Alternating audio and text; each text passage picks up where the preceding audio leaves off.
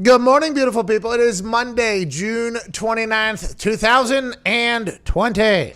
This past weekend, the boys and I went up to Michigan to golf for a little bachelorette weekend. Had a good time. Woo. Yesterday, I shot the greatest 9 holes of golf that I've ever shot, shooting a 38 with 1 breakfast ball, so I got to account for that. But I was pin-seeking all weekend. I indulged in vitamins. The boys indulged in vitamins, amongst other things, and I was away from my phone for a while, so I was a little bit worried that when today came, I wouldn't have a clue about what was going on in the sports world. It was a little bit of an anxiety fest, a little bit of a oh no type mood while driving home from Michigan. Shout out to Ravines, a golf course up there in Douglas, Michigan that was absolutely beautiful and took care of us. John, Eufus, Sean, the whole group up there. We are very, very, very thankful for your hospitality. Beautiful course. If you're ever in Douglas, Michigan or Saugatuck, Michigan, I would recommend that course very much. Kirk Cousins, I guess, plays there all the time. We did not run into him, and to be honest, I'm not sure what would happen if me and Kirk Cousins ran into each other, because there are some things on the internet of me not talking great about Kirk Cousins, but primetime Kirk was born just last year against the Dallas Cowboys. Happy for him. The Vikings got turned around. But aside from that, and not thinking I knew anything that was going to happen, okay, I was worried. This was a real anxiety of mine. Is I live on my phone literally all day, every day. I like to know what both sides are thinking on everything, okay? I want to know what this person thinks who's on this side. Oh, wear your mask. And I want to know what this person thinks on the complete opposite. I ain't wearing no mask. So I want to know both sides of everything. When I'm talking sports, when I'm talking news, when I'm talking whatever. I would like to know both sides so I can, come to a nice spot of where I feel like I land. And whenever you hear me talk about something, you'll normally hear, I know that you blah, blah, blah, blah, blah, blah, blah, blah, blah. But I think that, because I just think it's the right thing to do to know both sides. But whenever you disappear for a while in Michigan, whenever you're on Lake Michigan, which is the size of the Pacific Ocean, by the way, I had no idea. It was massive. It was gorgeous. It was beautiful. It was my first time up there. Aside from Michigan State, I think Michigan has some beautiful stuff. Here we go. I think Michigan has some beautiful stuff. So I was very, very worried yesterday. I guess it's Sunday scaries or whatever, and I hadn't drank in a long long time. So yesterday, whenever we were riding back in these road stallions, shout out to Steve and Jim on these road stallions, while we were driving back, I was having that all right, now I have to make up 3 days worth of internet here to find out everything that's going on. And I thought I was going to do pretty good. And I thought Monday was potentially going to be a little bit of a boring show, to be honest with you. Shout out to Dustin Johnson winning the tournament. I mean, good for Dustin Johnson. He was like plus 2,000 at one point. He was golfing barefoot at one point, which I like even more. Dustin Johnson went from being this party boy. Now he's become a consistent, absolute stud of a golfer who drove it 351 yards on the 18th hole up one when he needed it. I mean, that takes massive gutsack, and I like that. But then last night, old Billy Belichick came through in one of the biggest particular ways that I've seen in a long, long time. This show, as I assume every other morning show or sports show for the next couple of days, will be about one decision made by the greatest dynasty in the history of professional sports that other crappy teams could have made. There was a player that was for the Carolina Panthers for a very, very, very long time. He's the greatest player of all time, if you ask Twitter, because that Carolina Panthers did a Who's the GOAT tweet without Cam Newton on there, and all their answers were Cam Newton's the greatest player in this franchise's history. Cam Newton was the guy that led their team to the Super Bowl. Now, granted, in that Super Bowl, they did not get a win. Von Miller was next level. Cam Newton allegedly did not go after a fumble. If you look at the video, it did not look like he did, but maybe he had a hurt shoulder. Maybe he didn't want to get in there and hurt himself a little bit more. Who knows? None of that is the topic of discussion anymore because the Carolina Panthers decided to get rid of Cam Newton after 2 to 3 quarterback spots are already filled and put him in the middle of a quarantine in a free agency frenzy that could not get handled.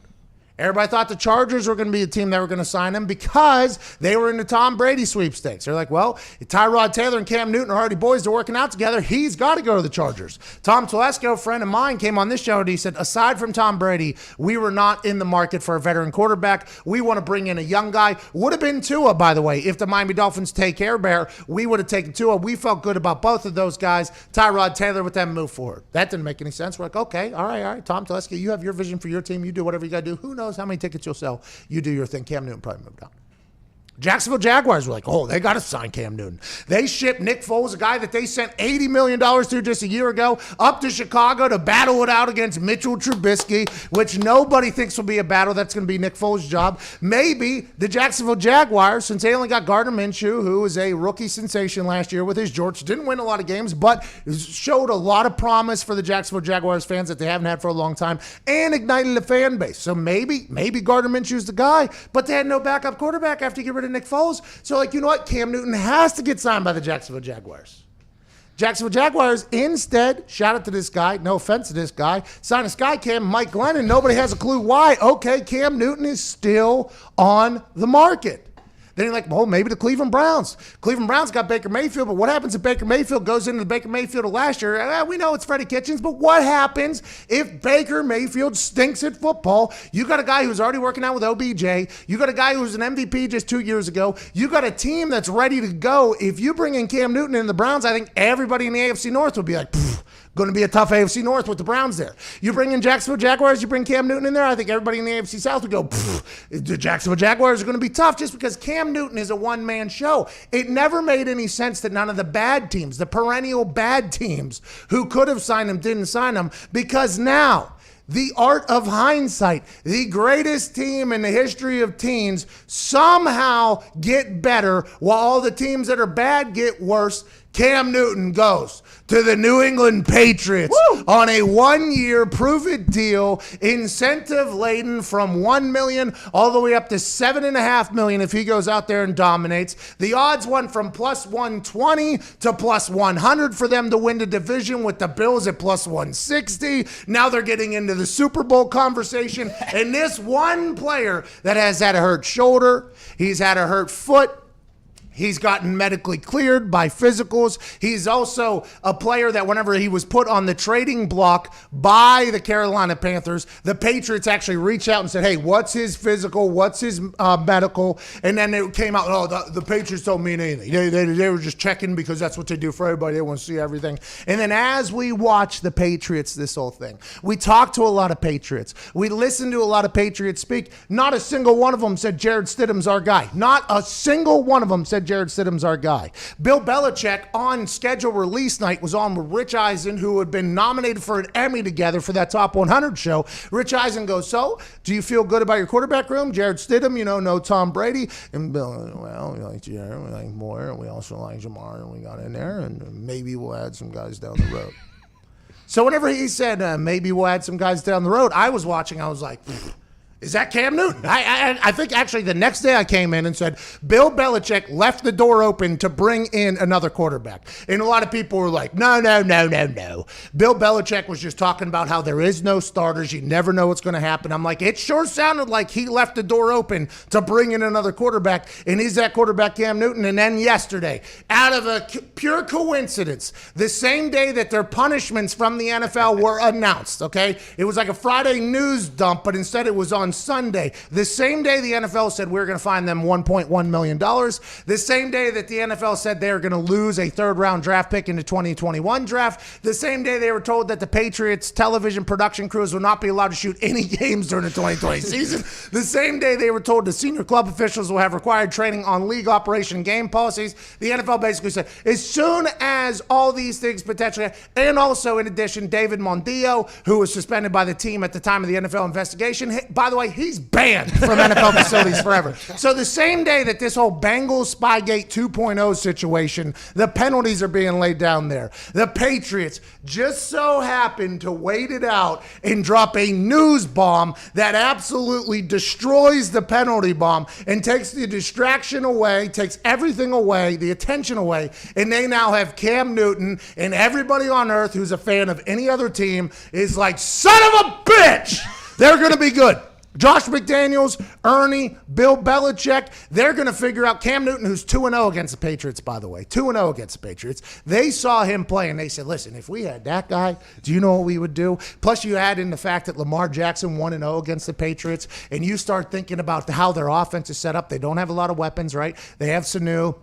They have Edelman. They have that Dalton Keene, who's a Virginia Tech tight end, I guess, who caught 13 balls this year. Great catches. But you got an obvious Sony Michel in the backfield. But they have the makings with a good offensive line to become a ground and pound offense with a little bit of a throw, a la what Lamar Jackson was able to do way back, Colin Kaepernick was able to do. And I got a chance up close to watch Cam Newton run this style of offense against the Indianapolis Colts on Monday Night Football.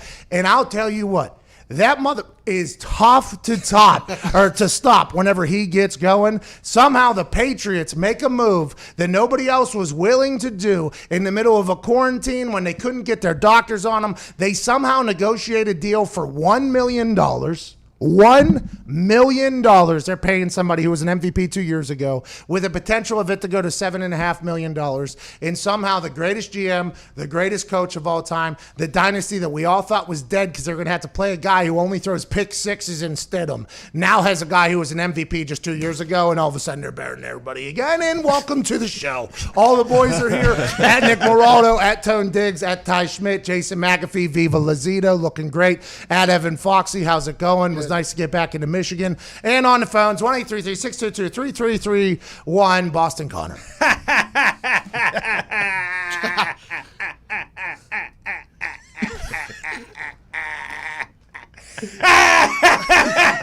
Why are you so happy? Why are you so Jared Stidham? Remember, we got Jared Stidham. We got Jared Stidham.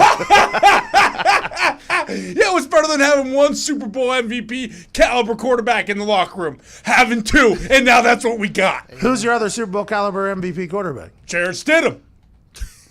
So you're not out on Jared Stidham at this point. You just know that Cam Newton's going to be your starter, and Jared Stidham, yet again, is not going to see the football field unless he wants to come on and throw a couple pick sixes. Well, here's the thing. I know that Cam Newton's going to go ahead and lead us to a Super Bowl, and we're going to have 7 before any other franchise in the NFL. But what Jared Stidham is, now he sits behind Brady for a year. Now he gets Cam Newton. He's going to be a super quarterback next year and probably win 8 next year as well. Okay, but if 8 games, you mean? Or No, the 8th Super Bowl. Oh, okay. The 8th Bowl. Let's look at your jersey, please, for the amount of... Are you in on Stidham still? Are you sure? Oh, now it's a Cam Newton jersey, huh? Is that what it... Oh, wow. Oh, by the way, I am so happy for Tom Brady. I am so glad that he found a new team that he wants to be on, and I'm so glad that he's going to go ahead and, let us win a 7th Super Bowl. Let's read your stupid ass sign up there behind you. Not stupid. This is actually a very interesting language. I don't know if you guys have seen it before. It is called Newtonism. Welcome to New England, Mr. Newton. Well, you're in Indianapolis right now, so. Welcome to New England from Indianapolis, Mr. Newton. Yeah. I tell you what, these New England Patriots fans, you saw them sipping a little humility. Okay, you saw it. They saw the Hulu commercial with Tom. I'm not going anywhere. They erupted. Like, we knew Tom wasn't leaving. We knew this. Okay, he's going to be our quarterback. We're going to go get 7. Here we go. Tom leaves, goes to Tampa of all places, and you see the Patriots fans start. Well, it's Bill Belichick anyways. And then after that whole thing, they started to sink in like, we might have a terrible quarterback play. Like, this might be a real problem. Like, this might be a legit problem. Now, last night, Adam Schefter and Chris Mortensen sent out a tweet, and all of a sudden, New England Patriots fans are back. You ain't never leaving. Ever. Yeah. Cam Newton might turn this 1-year deal with $7.5 million in incentives into the next 10 years. He could play another 10 years if he wanted. And I would assume that what Josh McDaniels did with Tim Tebow out there in Denver, that team won by their defense, but then Tim Tebow hits a slant in the playoffs to Demaryius Thomas. Shout out. Go rest in peace to the Steelers. But Josh McDaniels, I think, especially with Bill Belichick, who's lost now to Cam twice and to Lamar, who knows exactly what they do. I mean, this could potentially be a real problem. And if they do the ground and pound with them with that defense, you keep the other team off the field. And then when your defense comes in, it's smothering. I mean, that's just the most classic way of winning football games, is to run the ball and stop the other team. And it feels like Cam Newton is a guy that could do it. And everybody's like, we don't even know if he can throw. I mean, the son of a bitch can throw. Let me let you know, Cam Newton is unbelievable. I'm not happy that Cam Newton ended up on the New England Patriots. I assume everybody else isn't happy. You got a lot of people tweeting, though, that, Cam's not even good at football anymore. It's like, well, I disagree. He's healthy for the first time in, 2 years. Yeah. His foot was in a preseason game, came out of nowhere. That fasciitis thing just literally can pop up out of nowhere. He goes on season-ending week 2. Week, 5 or something, Ron Rivera's fired because they stink all of a sudden because he's out. And then this guy has more to prove. He has an entire, and I said this in my tweet, he has an entire Pringles can. I'm not talking one of them small ones. I'm talking big tennis ball holder. He has that entire thing sitting on his shoulder. He's in better shape than he's ever been. And now he could potentially become the best quarterback he's ever been with the greatest football coach of all time. Coach him. No shot at Ron Rivera. Listen, Ron Rivera, great coach. But now you're talking about that old sack of bones up in the sky, Ernie Adams. Then you're talking about Bill Belichick, who's been on the receiving end of both him and Lamar. Now you're talking about Josh McDaniels getting a whole chance, and the way the team's built. This and Mohamed Sanu, I guess, is friends with. I mean, this is just everything. Somehow, we are June 29th, almost July. We are going into a season thinking that the Patriots were going to suck so bad. So bad. I was so happy. I had my bird dog nunchuck just laughing at the Patriots. And now what do? They make a decision that the Browns wouldn't do. They make a decision that the Jaguars wouldn't do. They make a decision that the Chargers wouldn't do. They make a decision that any of these trash football teams wouldn't do. And they're paying them less than Chase Daniel. They're paying them less than Marcus Mariota. They're probably paying them less than Mike Glennon. Oh, I'm so mad. This is why the Patriots are the Patriots. Also here, intern Mitt. He looks a little bit sober. He is holding a coffee cup, though. I hope he's okay. Mitt, way to go, bub. Thanks. Broncos could have signed him, or his dad's coaching. Yeah. Buffalo Bills could have signed him, but we talked to Brandon Beane. He said he wants to empower Josh Allen. Well, I don't know how to tell you this. They're going to empower Cam in New England, and I don't know what's going to happen for the Buffalo Bills. I love Bills Mafia. They were feeling it. Bills Mafia has rode with that team through thick and thin. And whenever it got a little thick, what they do? They started throwing dildos on the field. They started going off of tables. They started doing all this thing. Now they have a chance to potentially have to run through a buzzsaw in a pissed-off Cam Newton in New England Patriots franchise that's trying to prove that it wasn't Tom Brady this entire time. Oh, my God. 6 Super Bowls, best dynasty of all time. They bring in a guy who, if he can stay healthy, which he can't stay healthy. He got hurt 2 years in a row. Yeah, well... People have gotten hurt 3 years in a row and come back and played for 10 years after that. It's a tough time to be anybody but a Patriots fan, but we've been talking about this for a long time. The Patriots were a team that needed a quarterback, and they figured out how to make it happen with a $1 million deal with potential $6.5 million in incentives, which they'll have to renegotiate somebody else's contract to get that done, which I assume they will if they're mid-season and somebody's doing good and Cam Newton's our guy. Listen, we got to give him some money. Julian, maybe we'll reset this thing back to another year. You could do what Tom Brady did for us for all those years, just take pay cuts and then take the money later so we can continue to build our team to be good. Damn it! The Patriots always get it right. And in the most like Bill Belichick thing, you talked about the ground and pound earlier, teams for 10 years because of the Patriots, because they were getting spread out by Tom and them, have been getting smaller and smaller and smaller. And now Bill's like, well, everyone's small now. We're just going to go ground and pound with Cam and all of our stable running backs. And there is 5 free agent wide receivers out there that are veteran wide receivers that they could get for cheap again. Okay, so they got Cam Newton for next to nothing. Bag of balls they got Cam Newton for, who's MVP caliber. It makes no sense. Richard Sherman called it disgusting. I concur, Richard Sherman. There's no reason Cam Newton is getting paid $1.1 million as his minimum guarantee, by the way. That's his minimum guarantee. It'll go up because everybody knows that he's going to be the starter. Everybody knows that he's going to play a bunch of games. Everybody knows. So that's going to go up to at least 5. I don't know how the incentives are based at $7.5 million. He's going to make whatever it is. But there's veteran wide receivers that are out there now trying to get back in the game who are also going to be able to take these crap deals. I mean, Martavis Bryant. So if Martavis Bryant is in shape at all, now granted, Martavis Bryant couldn't wake up to do an interview on our show, so who knows what Martavis Bryant is. And maybe he was working out, by the way. Martavis Bryant might have been in the middle of a workout so much. What if Marty B gets signed up there just like they took a flyer on Josh Gordon, just like they took a flyer on other guys? What if they signed Martavis Bryant for league men? Bang, now all of a sudden they have a deep threat with Julian Edelman, Mohamed Sanu, Sony Michel, a good offensive line, and that tight end that you absolutely love who had 4 catches in Virginia Tech. I mean, now let's not even talk about the defense side of the ball where Bill Belichick's holding it down. I mean, the Patriots all of a sudden back in the conversation, and they knew it all along. And Patriots fans knew it all along that old Bill Belichick could figure it out. They kept saying we trust Bill Belichick with Jarrett Stidham. What they should have said is we trust Bill Belichick that he'll figure out how to make our team good by the time it comes, because that's exactly what he did. Yeah, trust him with my unborn children, still do. And you said like we're gonna. Yeah, but your unborn kid would be much better off with him than with you. Oh, absolutely, 1,000%. All 10-4, yeah. 10-4. Did you see what he did with that dog, Nike? That his dog was just sitting there. Imagine your kid. He's just sitting there. He was drafting a team, which, by the way, they took a D7 player in their first pick because they knew what they were going to. Oh, yeah. Nothing matters to Bill Belichick. Well, and we are going to empower Cam Newton because we have the most cap space next year, right? So a lot of people think this is a 1-year mercenary deal. He goes out, performs. We have the most money to pay him 5 years, next year. You can pay him another. You can get him a 4-year deal after this. And by the way, Cam will still have it 4 years from now. Yeah. I can't believe no other team signed him, so this couldn't happen. Like, I feel like that is a strategy that some teams should take. Hey, if we don't sign him, you know who's going to do it? Patriots. And if the Patriots do it, guess what? We're all in hell for again. Now, will the Patriots be able to get through Patrick Mahomes and those boys? I don't know. Will the Patriots be able to get through the Baltimore Ravens and them boys? I don't know. Will the Patriots be able to get through Phillip Rivers and the Indianapolis Colts? Which, hindsight, by the way, now, I'm not even going to get into it. Oh, boy. No, I'm not even going to get into it. Well, why not? Well, Bill Belichick took Cam Newton over Tom Brady, right? Yes. Could have made a deal with Tom Brady if he wanted to, didn't want to. Let's move on. The Colts took Phillip Rivers over Tom Brady, okay?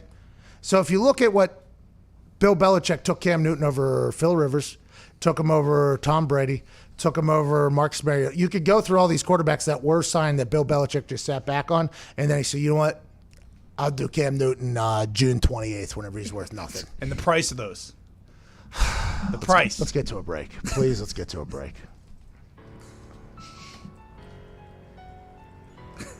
This is outrageous. Isn't it? I mean, it's outrageous. Like you mentioned, like they would never say it publicly, but don't you think the Bills are just kicking themselves right now? They empower Josh Allen. Brandon Beane, GM, told us we are empowering Josh Allen because he's our guy. He's young. He's on a rookie contract still. Last year he made gains. This year, let's hope he does more. You bring in Cam Newton, all of a sudden it's like, well, whose team is it?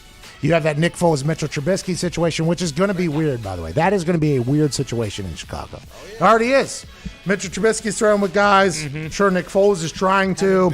Then you get in there. Nick Foles tries to become the leader, starter, because that's going to be an interesting situation anytime you have 2 veteran potential leaders. That's what it would have been with Josh Allen and Cam Newton, I would assume. They were thinking, and maybe even down there in Jacksonville, even though it's only his second year and he hasn't proved anything. But now, okay, you're empowering the guy. Let's hope he's a little bit more empowered than whoever in England's empowered. That's what you're going to have to do. 21 minutes after the hour, we got to get to a break. Tom Curran, NBC Sports from Boston, will be joining us. What's the state of Boston this morning? I'd assume pretty good. How will Cam and Bill Belichick get along? I'll ask Michael Lombardi that at 11:05. And then Andrew Brandt, the business of sport, joins us at 11:30 on how is this all going to play out. Big Cam Newton Patriots Day, but we can't leave off the AFL that happened this past weekend. Collingwood Magpies did not have a great game. Okay, the GWS Giants, who are a bunch of goons out there, beat us in the end. Coxie was a little bit rusty early, but came back in the end with a big mark. Got a lot of people tweeting me about how bad Coxie is. Why don't you go eat a Coxie? Eat it. Okay. 22 minutes after the hour, we're back on the other side. This is the Pat McAfee Show.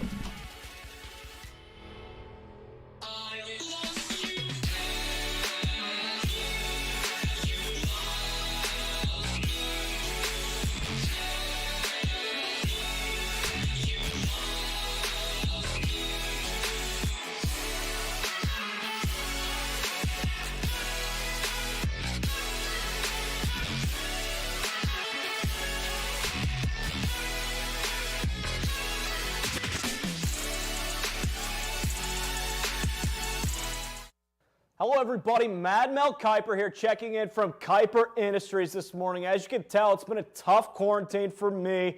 Haven't been doing much other than cutting my own hair. I've eaten about 6,500 pieces of pumpkin pie, and I've watched more tape on Johnny Sins than the entire 2021 draft class combined. But then we have this news that comes out that Cam Newton is going to New England. The rich get richer. Listen, we've been following this story all along. Teams like the Browns could have picked him up. Apparently they're okay with that booze bag Baker Mayfield being their starting quarterback. Look at the Jaguars, who draft a guy as tall as fucking George Murison. You know, they got a 9-foot quarterback out there. That's not going to play next year. They could have had Cam Newton.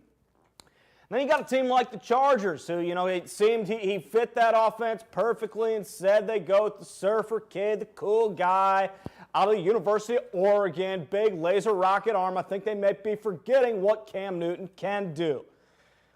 All this to say that the rich, once again, are getting richer. Bill Belichick and that old son of a bitch, Ernie Adams, are just moving the chess pieces around the board, doing whatever they want, jerking off the rest of the NFL. You got a guy like Gutekunst up in Green Bay who's doing his damnedest to get rid of the fucking franchise player. Bill Belichick gets rid of his franchise player and fucking brings in another one. That's why he's the greatest. That's why he's got that bag of bones, Ernie Adams, sitting in his closet.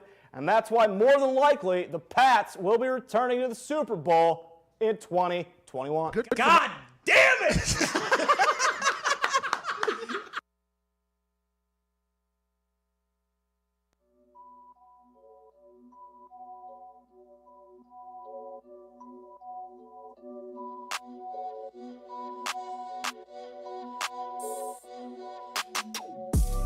God damn it!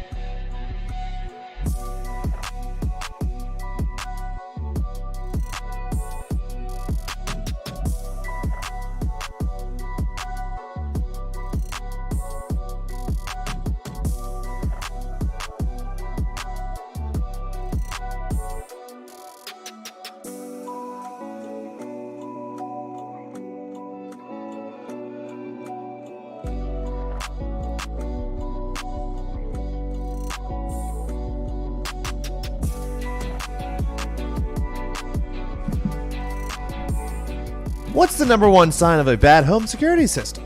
A home security system that's so complicated you never use it. This is exactly the type of security system SimpliSafe has spent a decade fighting against. They believe that simple is safer, and it's exactly why SimpliSafe is a home security for right now, when feeling safe at home has never been more important. SimpliSafe was designed to be easy to use while protecting your whole home 24/7.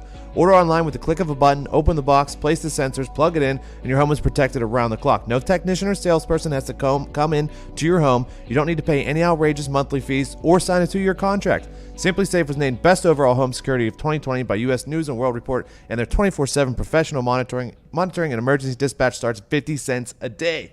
Head to simplisafe.com/Pat and get free shipping and a 60-day money-back guarantee. That's simplisafe.com/Pat to make sure they know that our show sent you.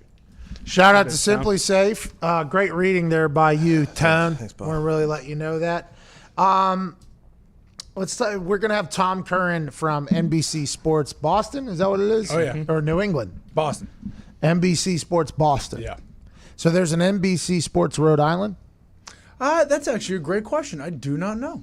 You don't care though. You guys got a quarterback. I don't care at all. We got Cam Newton, baby. Nothing else matters at all. What do you think about Cam Newton, Connor? What do I think about Cam Newton? Well, here's the thing. I think Cam Newton's a top 3 arm in the NFL. He's obviously top 3 legs in the NFL. And when it comes down to it, he can get you to the big game. And Belichick would have won him that big game that he went to before. What happened in the Super Bowl whenever that fumble happened? Oh, with Cam Newton against Von Miller? Mm-hmm. Well, they just had that same left tackle that holds every other play. So, I mean, there really was nothing that he could do there. Yeah, he could have, but he didn't want to. He was thinking ahead for the team. I don't want to hurt my shoulder in this thing, right? And not only that, he was thinking, you know what?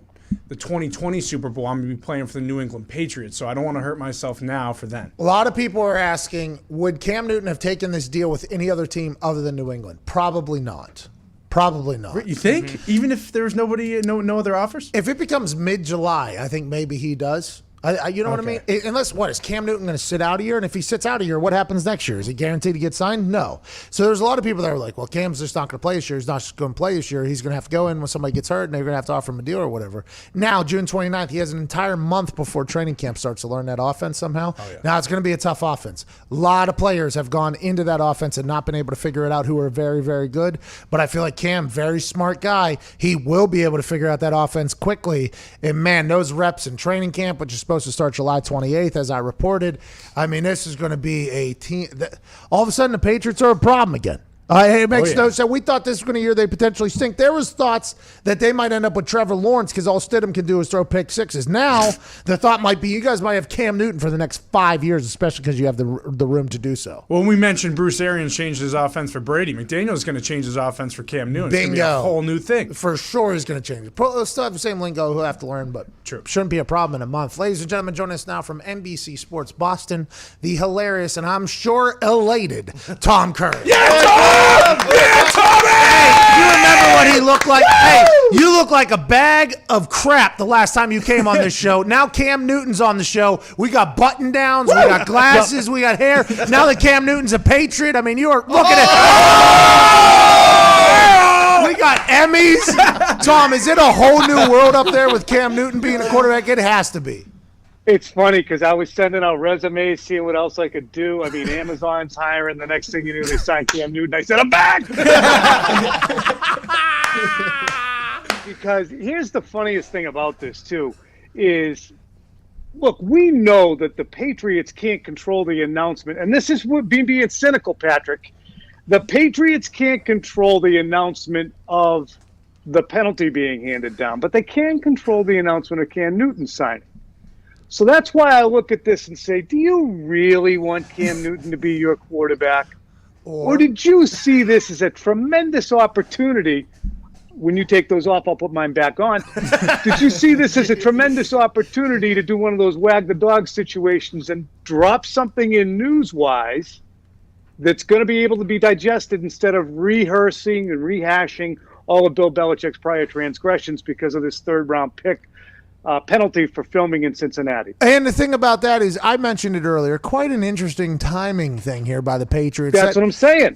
On the ticker, by the way, on the ticker on ESPN, and I assume Fox and CBS and everywhere, on the ticker it says Cam Newton signs to the Patriots, and then it talks about the deal, $7.5 million incentive later thing, and then it goes to the next flip, and it's NFL, and then it says Patriots have been fined, blah, blah, blah. But by that point, you're already locked into Cam Newton. It is classic. Look over here. What do I got going on over here? Whew, let me shove this in over there. Classic, but that's why Bill Belichick is Bill Belichick. And any team could have signed him, by the way. Any team. There's a lot of teams out there that need him. Jaguars still need a backup quarterback. I mean, they got Mike Glennon. Shout out Mike Glennon. Jaguars need a quarterback. Potentially the Buffalo Bills need a backup quarterback. Potentially the Browns need a backup quarterback. There's a lot of teams that need them. And now the greatest of all time somehow figure out a way to be like, yep, here we go. We're going to get you for $1 million too. And it's going to be on the same day where the whole world's going to want to burn us down again. So it'd be win-win-win.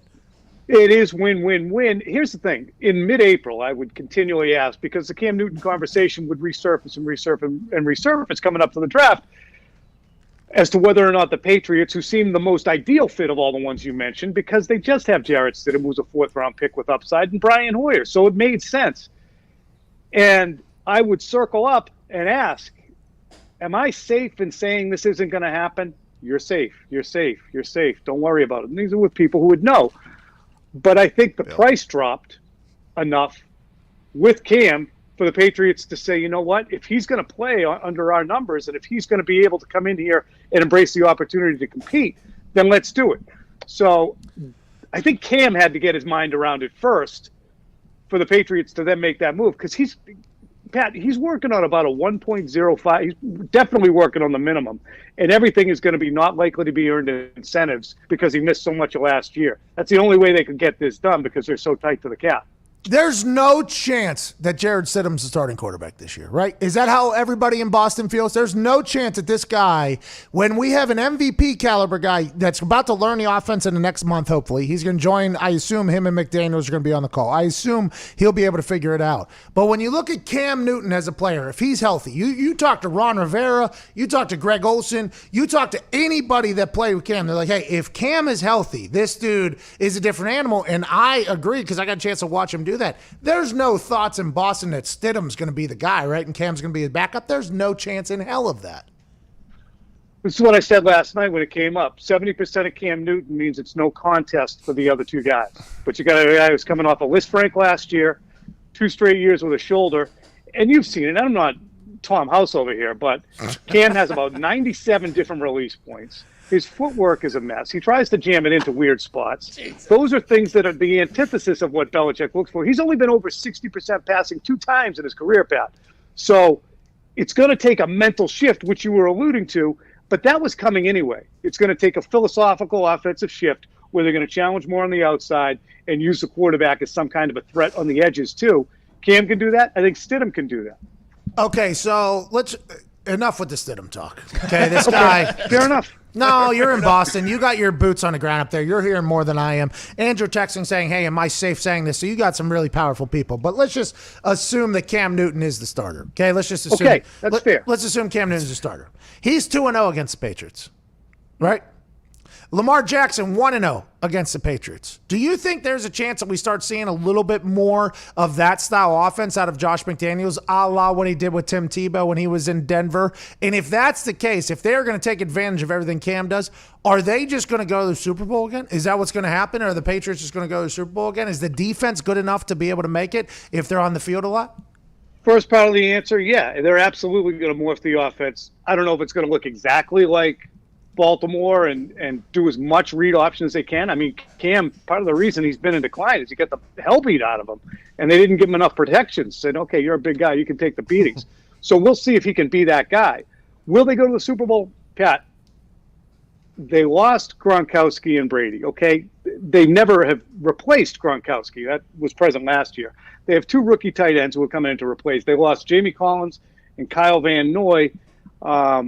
Defensively, they also lost some of their, lower guys too. But that's 2 of their best pass rushers. The Gronkowski tight end situation, they've addressed it with rookies. Maybe it works, maybe it doesn't.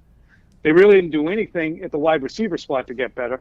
So this is still it's still a 20 to 32 team talent-wise. Oh. That hasn't changed. 20, 30. Do you got kicked in the tummy? Do you tell Belichick that when you're texting with him? Like, hey, am I safe in saying that you guys aren't going to sign Cam? And also, do you know that you guys are like number 30 out of 32 when it comes to talent on the roster? They know it. They know that.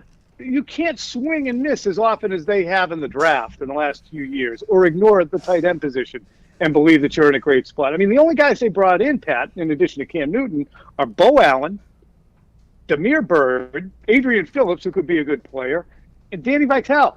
Those are their free agent signings. Kyle Duggar, a second-round pick at safety, is a kid from Division II. He might have upside, but all of these are projections, and they haven't drafted well, and they haven't done really well in free agency. So the Bills are coming due a little bit right now. They're going to have $90 million in cap space last year. We'll see if that's all around.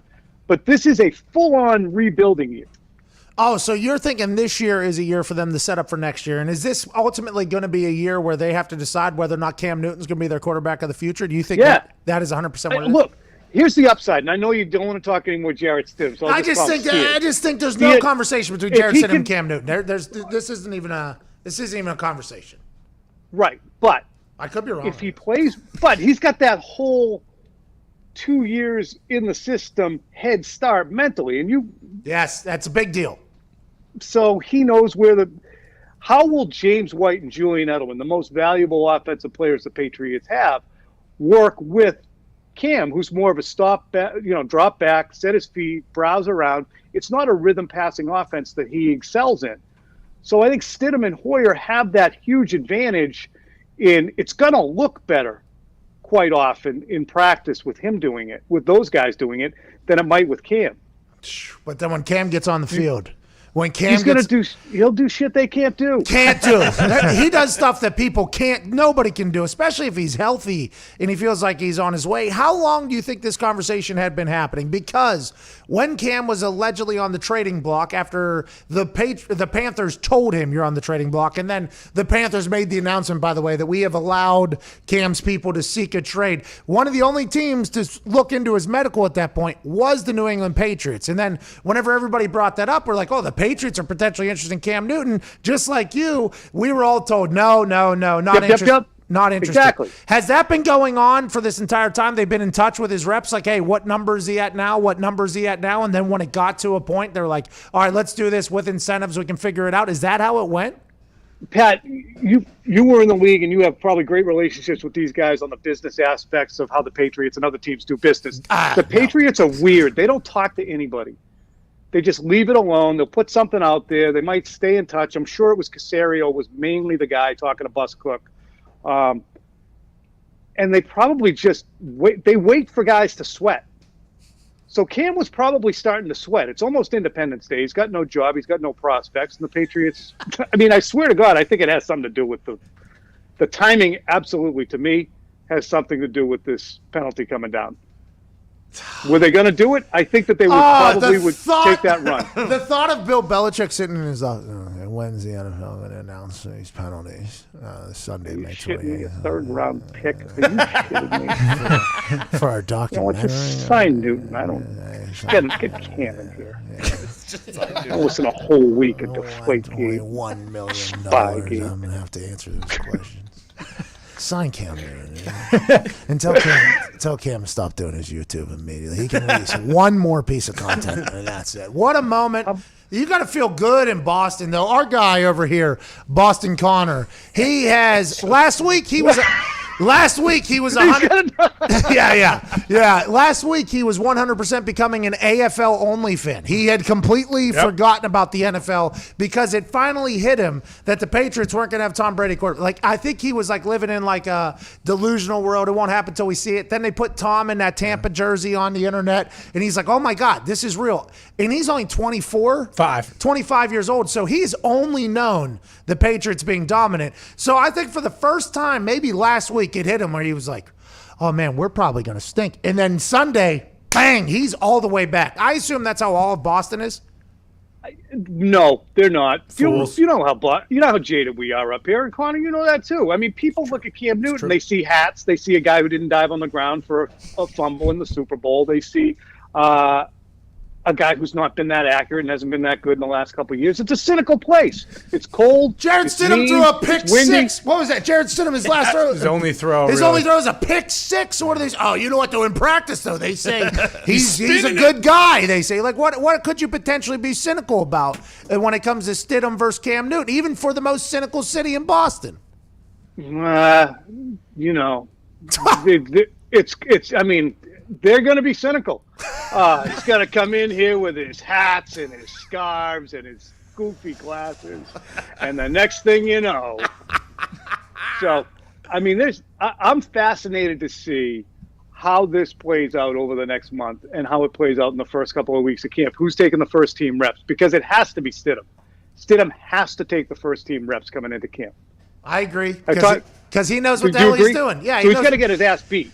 Yeah, he's gonna have the first reps with the ones. He's definitely is because he knows the things. But in film at night, they're all going to be sitting in there with their masks on, I assume. And McDaniels is going to be breaking it down. And then day 2, Cam's going to pick up some more. Then day 3, Cam's going to pick up even more. Day 4, day 5, maybe that first preseason game happens where Stidham gets like a drive or two, and then Cam comes in and doesn't even do the offense, by the way. Just looks around. I'm playing against a bunch of 2s and 3s right now in a preseason game. He tucks it. He runs for 60 to 70 on somebody. Then that next week, it's going to be like, okay, Stidham and Cam are kind of split reps at this point, and it's only going to be a matter of time before he gets going, because I think he is at the point, chip on his shoulder wise and mentally, where he's like, I got to prove myself again, and I feel like the Patriots are the place to do it. Think about it. That's an outstanding point by you. Jarrett Stidham's not going to have a chip on his shoulder necessarily. People could say, well, he feels like everybody expects him to suck because of Brady. Well, he probably thinks he might too. But Cam Newton has just been the NFL MVP, number 1 overall pick less than a decade ago. If anybody has a chip on his shoulder that's bigger than Cam Newton's, it would probably be the guy who just left. So he found the guy with the second biggest chip. Smart. That's Bill Belichick. So it is. I mean, you got something to prove. He's motivated. He's a good player. He's talented to begin with. He can do stuff for you that you haven't seen your quarterback do in 2 decades, more than that, since 1993. Bledsoe was a bird bath too. So. Well, Bledsoe tried to run that one time, and then dead. Oregon's got shuffled. Yeah. Could happen to Stidham, by the way, and Cam Newton's just going to be sitting over there like, all right, I'll be Tom Brady 3.0 if I need be.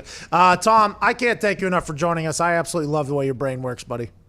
Patrick, thank you, my friend. Connor, enjoy yourself. Love that jersey. We'll see you guys. Are you going to do the same? Are you going to do the same to your Tom Brady jersey? Did you burn it already? I can't do that. I'm an objective chronicler of all things Patriot. Ladies and gentlemen. We have to get to another break for radio. I'm an objective journalist for all things. Weapon. I love that guy. I do love that guy. All right, after the break, we will talk about some other things that are going on. The Indianapolis Motor Speedway, the Indy 500 says they'll be at 50% capacity on August 23rd, okay, for the Indy 500. 50% capacity of the Indianapolis Motor Speedway, by the way, 175,000. Oh, geez. That's 50% capacity. Chase Rice just got canceled because he had a 1,000-person concert in Tennessee. But the Indianapolis Motor Speedway is like, listen, we're going 175,000 deep in this sumbitch, and we're going to watch rockets on August 23rd. The snake pit's will be the COVID pit. Oh, what a hilarious thing, by the way. What a hilarious thing for them to say, because they've realized that anything somebody says doesn't matter anyways. True. In a week, doesn't matter. 2 weeks, doesn't matter. Allegheny County shutting down bars, they were open. Florida shutting down things, they were open. Roger Penske, who owns the Indianapolis Motor Speedway now, he just bought it. He's like, listen, no matter what we say now, it doesn't matter. Nobody cares. Yes, we'll do 50%. I say it's 3/4. Whatever. What band's coming? All the bands are coming. Nobody's going to believe us what we're saying about. Hilarious if that is the thought. And if that means August, we're going to be back into some things. That's good news, because all the gloom and doom that I've been seeing at Twitter has become is it's not going that way. So I respect the fact that they're like, yeah, it is. 45 minutes after the hour, we're back on the other side. This is the Pat McAfee Show.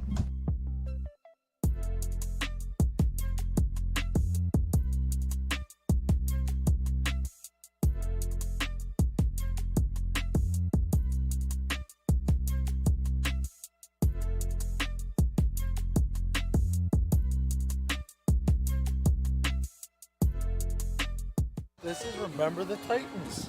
How's it going? My name is Pat McAfee. I do a lot of things. Today I am a professional analyst getting ready for the Thursday night football opener in beautiful Nippert Stadium with the Cincinnati Bearcats here at Higher Ground. This secluded world.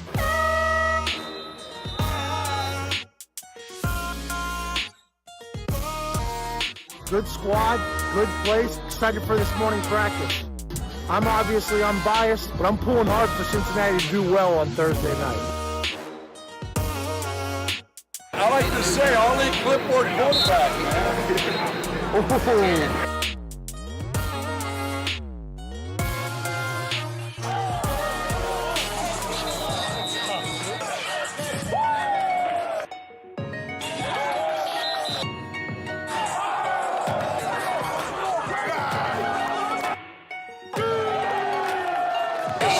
This is awesome.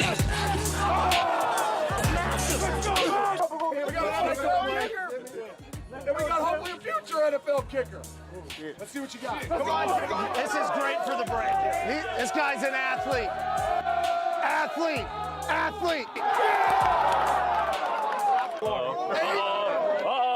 Hey, let's go. Let's go! They say kickers are athletes. We'll find out. Let's go. Pull it up! Heads up!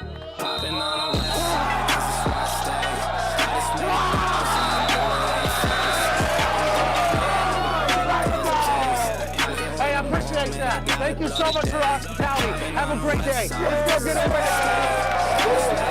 1, 2, 3. Going in, I'ma close the case. I can't wait no more, man. I gotta blow today. I'ma blow today. I ain't hearing what they say. Need a blue face. I've been caring about the race.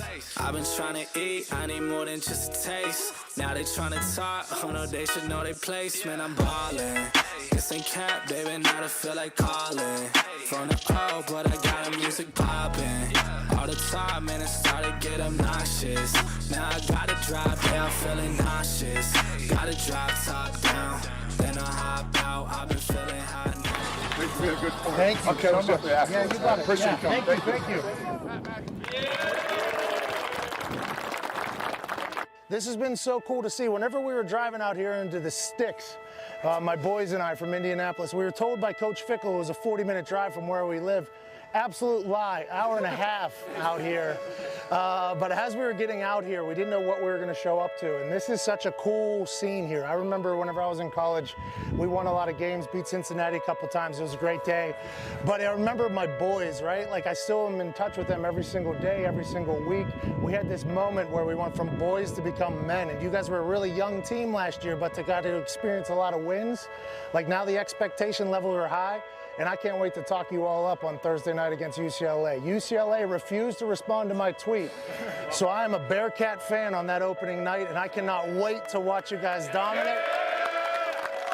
And I think this is such a cool thing. Coach, I can't thank you enough for your hospitality. I got a bunch of swag from you guys, too. This has been a cool day. Enjoy this, though. This doesn't happen a lot. Even when you get into the NFL, it's not like college. It's not like your boys. It's not like this. It's a whole different world that you'll remember forever, and I was honored to be here to watch you today, and I can't wait to watch you guys go win the thing on Thursday night and then throughout the rest of the season. Thank you so much. Cheers, boys. Thank you. Hey, 1, 2, 3.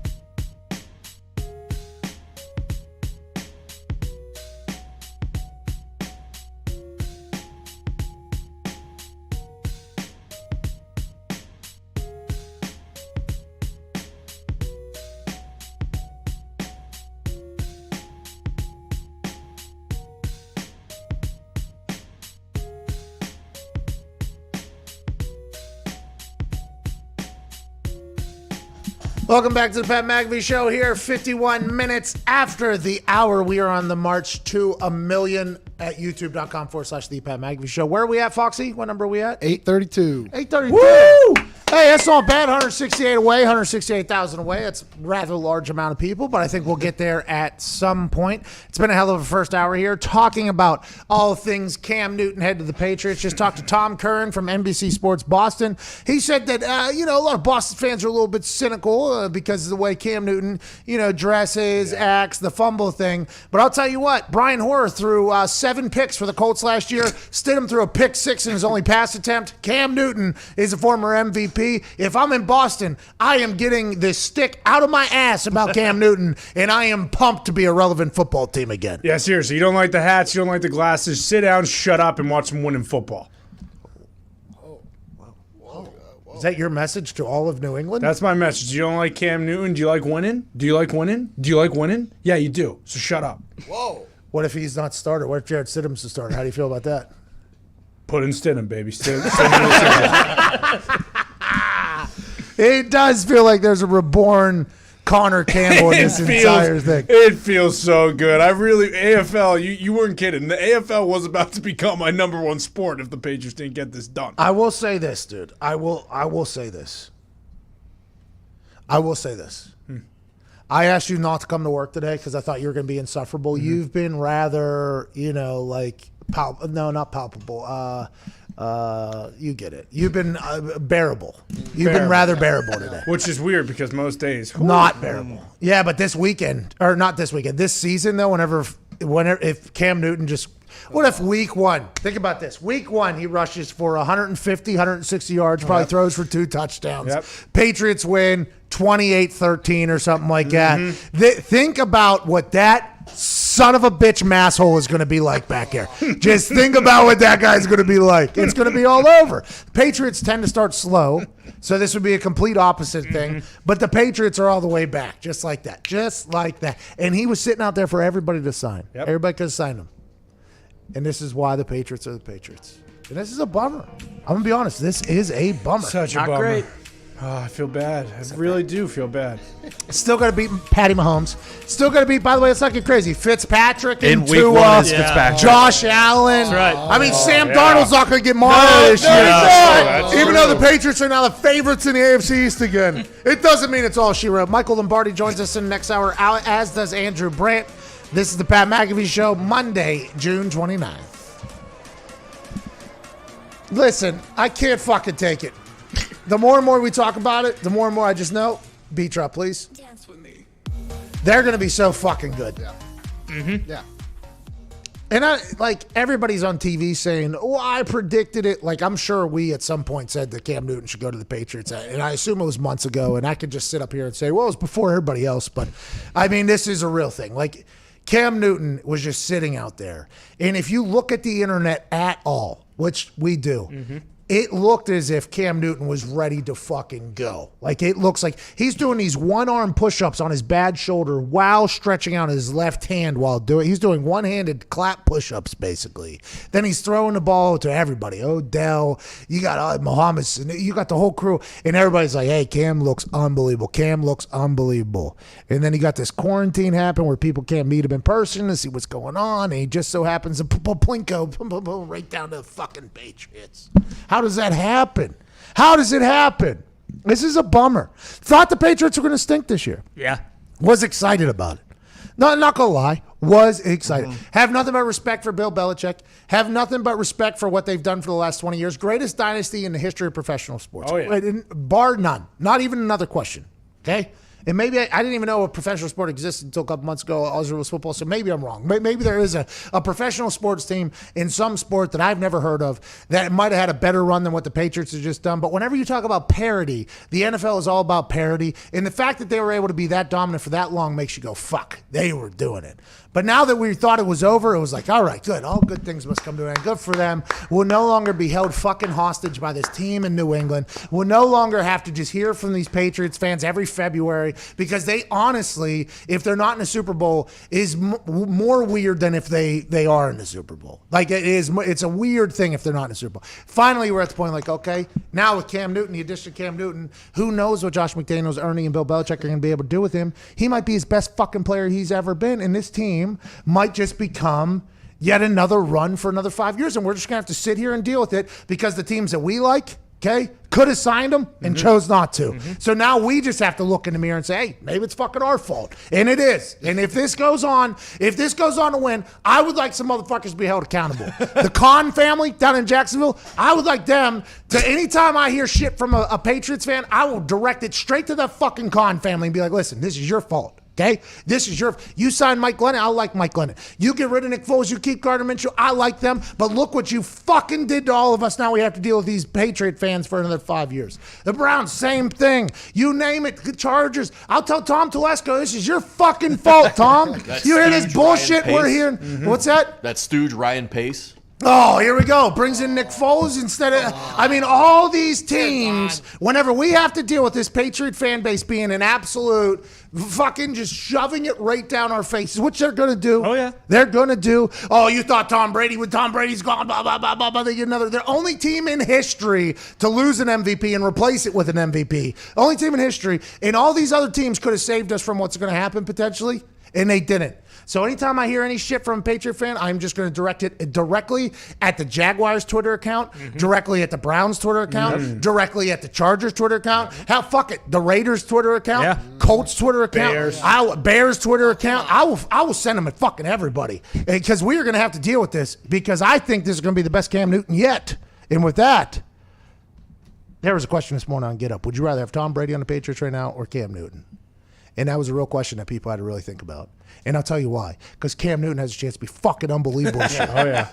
Oh, it's going to happen. We're going to have to sit here and deal with it. Maybe Jordan Love will be able to keep up with Cam Newton in like 5 years from now, but I'm just not fucking sure. Well, and we talk about, he's obviously going to help the offense. But Cam Newton's going to help Belichick and the defense kind of help understand mobile quarterbacks a little better, too, every right? day in practice they get a chance to see somebody. Oh, The only thing that could save us is the schedule. They play the Seahawks, the Niners, and the Chiefs. All three of those within the first 6 weeks. Perfect. Okay. The healthiest Cam Newton will ever be. No, but also they're going to learn, right? That's the thing about them. The Chiefs, all right, can they stop us or not? But who cares with the Chiefs? Because if the Chiefs get hot, nobody can stop them. Yeah, true. Down 28 or whatever in a fucking playoff game and come back in one quarter. Yeah. They came back in one quarter, kicked off the second half in the lead when they were down 28 in the first. It makes no sense. Down double digits in every single playoff game. Whenever they want to turn on, they turn on. And they added Clyde's Edward-Helaire. So that's good. Like, shout out to Kansas City potentially being quite a roadblock for this Patriots team. But god damn, I thought we were past that. I thought we were past the Patriots just dominating the AFC. Hey, Sam Darnold still got it. That's Sam Darnold. Hey, still Josh got it. Allen's going to be so good. Tua, they're going to be so good. Jesus. Good morning, beautiful people. It is Monday, June 29th, 2020. Hour 2 begins right now. Woo! The news of the day is obviously Cam Newton going to the New England Patriots. The first hour was spent griping about that because Cam Newton could have ended up on a lot of different teams that need a lot of help, but instead he ended up on the team that was potentially ending their longest running dynasty in the history of professional sports, the New England Patriots. Cam Newton, who's 2-0 against the New England Patriots, will be used in a fashion we assume that will bring out his absolute best playing ability. Josh McDaniels, Ernie Adams, Bill Belichick will sit around Cam Newton, watch a film of him, and say, this is what we think you do well. This is what we need you to do. This is what our defense is going to do. And now the Patriots are a thorn in our ass yet again when we thought they were potentially dead. They're not.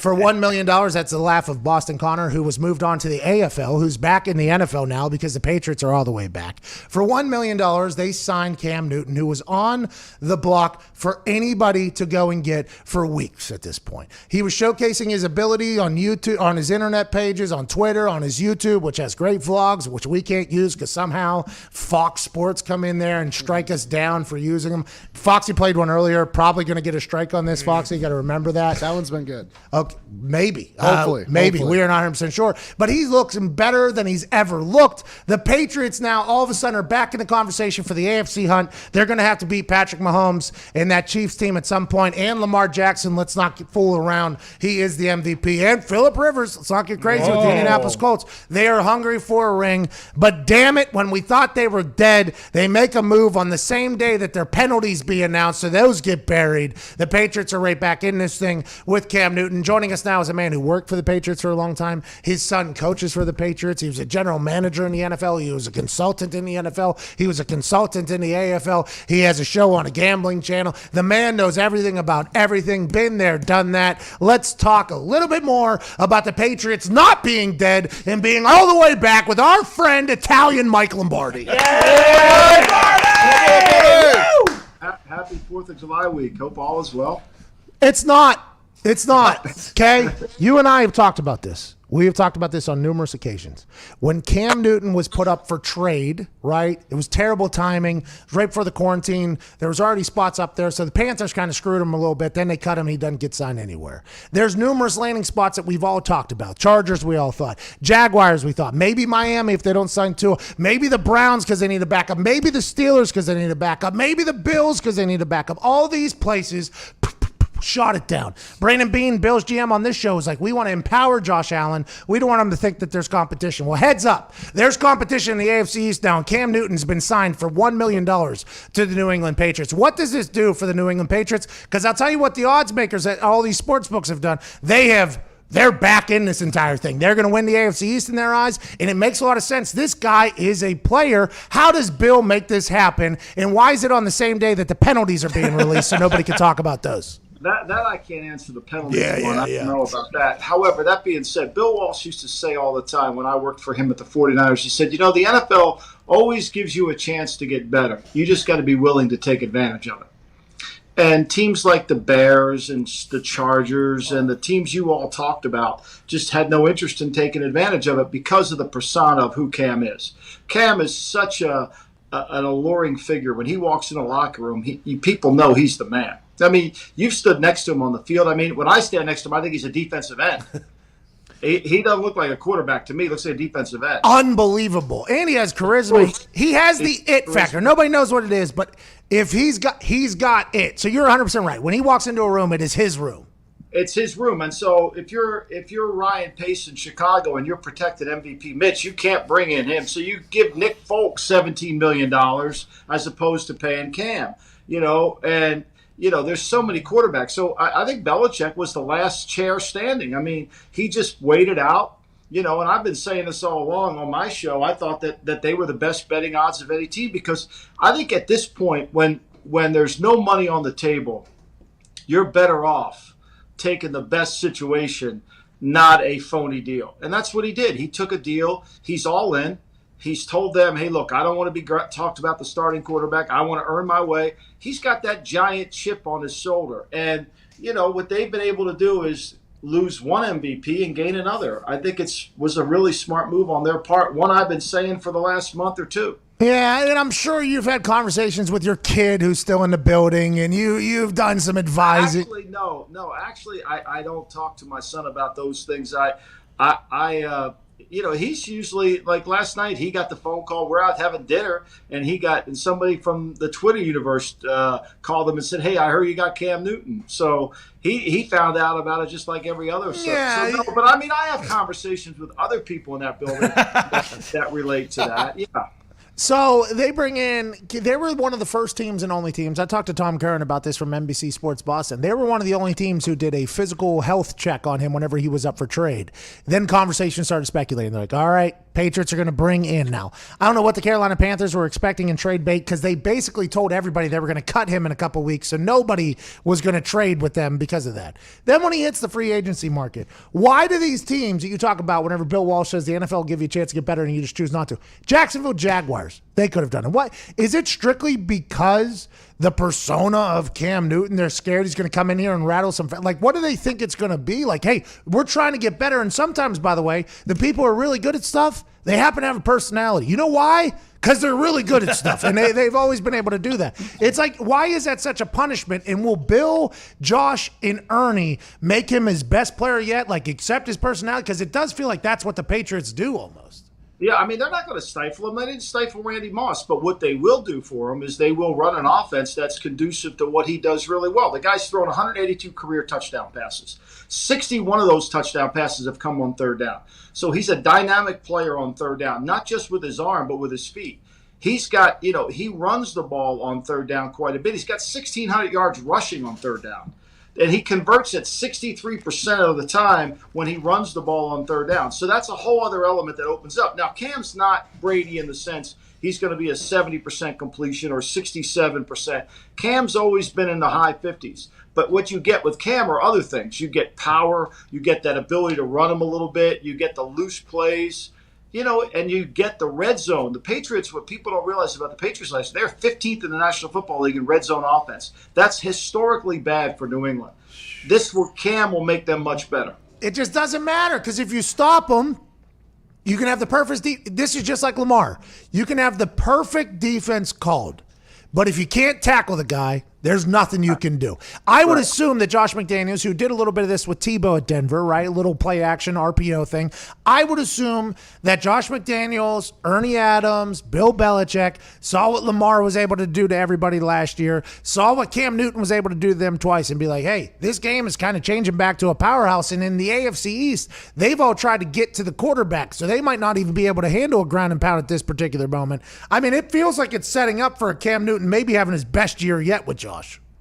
And look, the one thing I've learned in my career in the NFL, when a player needs a great year and the team needs a player to have a great year, those two marriages come together fairly well. That's the best scenario. Randy Moss needed a great year. The Patriots needed a great year out of a receiver. All of a sudden, boom, it happens. And I think this is what you're going to see up there. I think they know what they're going to get. And look, let's be real honest here. They're not going to try to force the Tom Brady offense on Cam Newton. They're going to run what Cam does really well within their scheme. And that opens up a whole other area for Josh McDaniels to really showcase his skills as an offensive coach. What does this do with Jared Stidham, who's obviously going to be starter day one at training camp, but his offense, I assume, is going to be very different than Cam Newton. So how does Josh McDaniels handle that with reps and how does that all work out? Well, I think this is probably the best thing that could happen to Stidham because he can sit back and the pressure of following in the footsteps of Tom Brady are no longer on his shoulders, right? So he gets to be Jarrett Stidham and he gets to come in there a little bit like Jimmy Garoppolo came in when he was playing with Tom Brady. So I think it's really a good move for Stidham because if Stidham goes out there and doesn't play well and has a bad game, people are going to, those things tend to mount. Cam can handle those kind of situations. And look, let's face it, the Patriots are going to win games the way they've always tried to win games with all three phases. They're going to try to win it with their kicking game. They're going to try to win it with defense and win it with offense. They're not going to just say, Cam, here, go win the game. Right? They're going to want to win the game and playing complementary football. And I think their new rookie kicker from Marshall has got more pressure on him than anybody. Well, I mean, that's the guy that's got to really come through for them. He's got power. He's got size. He's got to come through for them. And that tattoo had to be. I mean, I was happy for the brand getting drafted, and then immediately after it was like, well, he's also a terrible guy. It's like, well, I don't know anything about that, but he's getting his tattoo covered up. He's got a lot of pressure. Rookie kickers always have a lot of pressure, especially when you're on a team where the games count. You get a lot of these guys who kick for these teams that stink, and no offense to Jason Hansen, but he kicked for 21 years. Not a single kick mattered. The guy, it did not matter. Yeah. That's why Vinatieri is the GOAT, by the way, because he's played for teams where every single kick has mattered. You can't just kind of fall through like, oh, if he misses one, it's okay. Like that happens with a lot of teams. Same with punting. There's punters that go out there and punt 10 times a game, and it does not matter. This team stinks. When you go to the Patriots, when you go to teams like that, like, hey, every single point, every single kick matters, and that's why the Patriots just do things differently. And the fact that they got Cam Newton is absolutely insane. Diggs, what you got? Michael, now that Cam is most likely going to be the starter, does that take away or does that lessen the fact that the Patriots wide receivers weren't as skilled as they have been in the past because they're going to be doing more running, more RPO, stuff like that? Or did you see them maybe going out to get one of these receivers that have reinstated or anything like that? I think they really like their receiving core. I think if you watched the tape last year, I think Tom got into one of those, I'm throwing the ball to Edelman, I don't care what else happens. And that happens to veteran quarterbacks. They only trust a certain amount of guys. This kid Bird that they picked up, if you want to play fantasy sports, draft Bird from New England. He's a really talented player. Ask Larry Fitzgerald about Bird from New England. He played with them at Arizona. Just ask him sometime if he's on the show what he thinks of Bird. Bird's got a chance to be a dynamic player. And I think Harry's a big physical man who wins most all jump ball situations and can run. You watch the last game against Miami. Harry's wide open a couple times on the 2-minute drill, and they just don't get him the football. Again, that's not what Tom's strength was. Tom's strength wasn't throwing the ball outside the numbers. It was packing the middle of the field. I don't think the Patriots receivers are as bad as people suspect.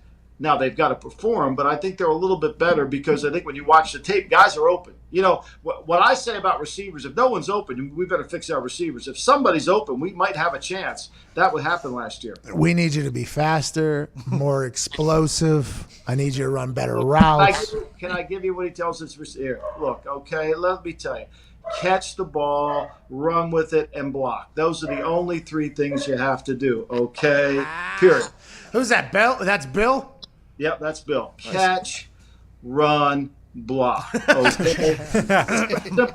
Hey, do your job. Listen, It's not that complicated. Nah, just catch the ball. Okay, run your ass off, and block. Wide receivers run miles every day, by the way. That is something I do not as much as those AFL guys do. Collinswood had a tough one this week. I texted you. You were busy playing golf this weekend. Collinswood had a tough one on the No, when Collingwood, listen, I had the game on early as we were heading to the golf course. I saw us potentially going the other way, okay, because the GWS goons, all right, these guys are playing a little bit dirty, a little bit selfish. We had Collingwood guys with blood all over their face. Oh, my God. Yeah, it's unbelievable. And I knew it was going the other way, so I just stayed off of Twitter and my phone because I was catching some heat from down under, and then I got text messages from you like, oh, tough one, Pat. I'm like, Lombardi, I'm trying to have a great weekend here. Get off my ass. And then Sunday night, last night, my great weekend went to complete gloom and doom because it's like, of course the Patriots is. To your point, there's a meme going around right now. The Bears are paying Nick Foles and Mitchell Trubisky $21 million for their 2 quarterbacks. I mean, think about that. You know, and I like this isn't the first time I've had this conversation. I've written about this on the Athletic. I mean, I've been talking about like, would you like Jared Goff? Would you rather have Cam Newton at the minimum or Jared Goff at $35 million? Like, I won't even wait for you. Cam okay? Newton. Okay, I won't even wait for you. Like my Bella, I could bring Bella in here and she'll give me that answer too. You know, it's like this is just absurd. And a lot of it is the agenda. As a player, you don't always feel the agenda from the front office. There's an agenda that goes into these decisions. And Ryan Pace's agenda to make MVP Mitch look good. You know, Les Snead and the Rams, they've got it. They're all in on Jared Goff. They're never going to be. And my next book is going to be about this, about bias. And there's so much bias in decision making in the NFL that the fans don't. Everybody thinks we're all in this to win, right? Winning certain ways matter more than just winning. Well, it's ego, right? It's 100% ego. 100% ego driven. I mean, Trent Richardson, whenever you traded him away from the Cleveland Browns to the Indianapolis Colts for a first-round draft pick. And got fired. Do you leave that? Don't leave that. Fired. So don't forget that. Now I got fired after that. So and the guy that traded for him got a contract extension. It's a wonderful league, the National Football League. Yeah. It's perfect. Okay, so but whenever he got signed, like we didn't really know. We tried to welcome Trent in because we had a squad, right? We tried to welcome Trent in. He was very nice or whatever, but then he was forced into the starting role, right? Because he's a first-round draft pick now. So this guy is a first-round draft pick. He was forced into the starting role. And for some reason, whenever we had him, I don't know how he was at the Browns. I didn't watch enough film. When he should have zigged, he zagged like every single time. And there was like sky cam views and everything like that. And he just, for some reason, couldn't get on with our offense. But he was continuing to be the starter because he was this big trade, right? And then the team, the players were told that if we could put our egos aside and all buy in, we could be a team that could be very special. And I immediately was like, is it our egos that need to be put aside or the person that makes me punt on 4th and 17 whenever we run every single time? There's always that ego thing. And it's like, my brain's bigger. I want to win my way with my guys. That happens everywhere. And I literally got a chance to kind of see it. But you're 100% right. Most players, they're so focused on football. They're so focused on their job. They're not even worried about all that. But all I could think about was, oh, this guy that has been fining me for things. Now he makes this decision. Bad one. Now I got to deal with it. Now I got to punt backed up in my end zone every single time we get a ball because I started to view that. But you're 100% right. It's not a normal thing that players see because they're so focused on their job. Fans don't see it because they're like, oh, why is this happening? It does feel as if that's in every world, though, not just football. It's in all sports. I mean, and there's an agenda, and you have to make decisions in sports without bias, and it's really hard to do. It's really hard to do, and because we want to be, because everybody's chasing to the Hall of Fame. Everybody's chasing that newspaper headline. Hey, what a great job you've done. You know, like, let's be real honest. If you're David, I call him David Blaine Caldwell because he's truly a magician down in Jacksonville for eluding the firing block. But for them. for them to not sign Cam Newton is it's an injustice. I mean, like, how can somebody scream that the Patriots are tanking, which they never were? There's some people in the media screaming that, and meanwhile, Jacksonville has Mike Glennon and Gardner Minshew on the thing. I mean, to me. Connor said that, by the way. Boston Connor, New England Patriots fan. He said that the Patriots were tanking for Trevor Lawrence. Slander. Just 2 days ago. Slander. Just 2 days ago, he said. I never heard that out of Connor. Never. He said it when you were sending me that Collingwood bullshit text. He was saying that on a golf course. He was like, we're going to stick. We'll get Trevor Lawrence. Who cares? We're back. And then all of a sudden last night, while we're all in a haze still from everything that happened in Michigan, this text comes through, and Connor's like, just like I thought. Still got the dynasty. We're still going to win it all. I mean, it is a tale of 2 days there with Cam Newton. But I said this before you got on. Whenever we have to deal with these New England Patriot fans that are going to be next level, okay, they are going to be for good reason. Greatest dynasty in the history of professional sports we thought was over. They get back right into this thing. Whenever they win the first week, like 28-13, and Cam's got 160 yards on the ground and 160 passing, and they win, and then the next week they get going, and these Patriots fans who have been cast off, right, when Tom leaves, they are going to be louder than they have ever been before. And this is what people are going to have to deal with. They should be. I am sending them directly down to Jacksonville and David Blaine Caldwell in the cons. I'm going to be like, hey, this is your fault. You should have signed this man, and you didn't. Blame him. He's for all those Patriot haters out there. Don't get mad at the Patriots. Us. You are a Patriot. Don't say us Patriot haters out there. I mean, for all the Patriot haters. Oh yeah, the. I will say this though. I think watch Tampa make. I wouldn't be surprised if Tampa makes another move. I wouldn't be surprised if Tampa, now that New England got Cam, I wouldn't be surprised if Tampa made another move. Antonio Brown.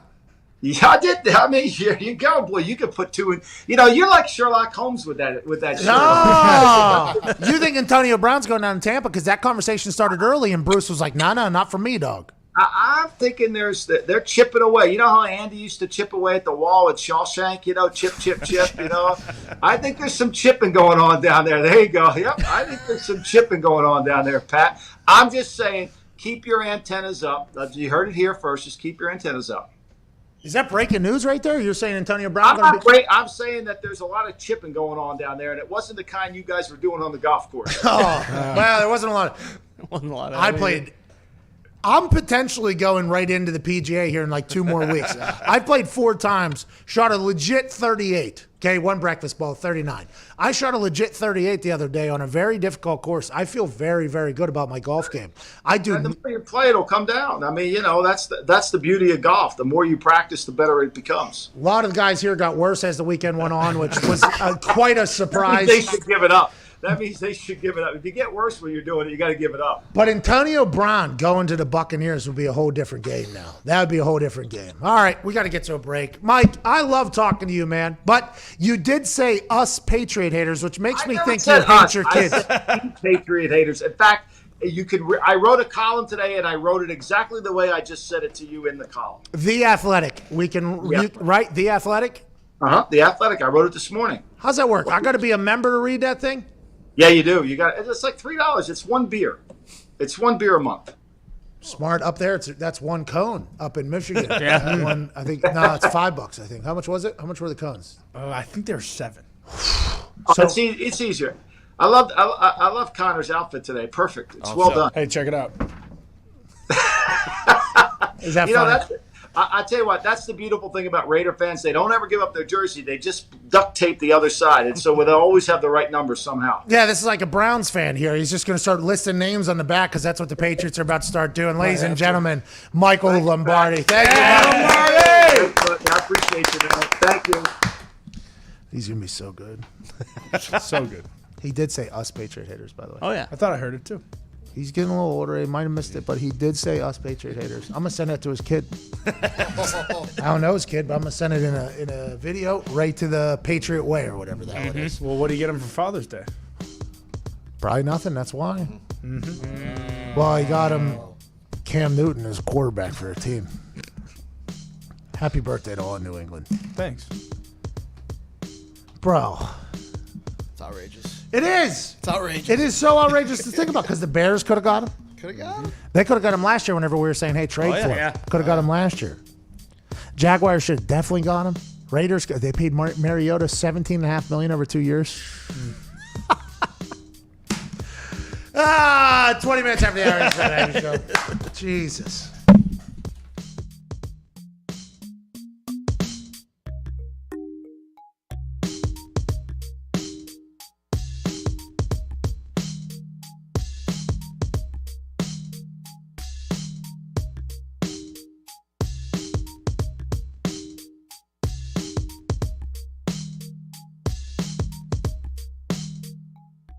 Last night I was roaming around Canal and Bourbon, and it was a lot of purple. And when you get that Mercedes-Benz Dome, and it starts getting loud and it gets rompous, obviously, not only for momentum and swings like that it can help, but for the defensive line to get a jump.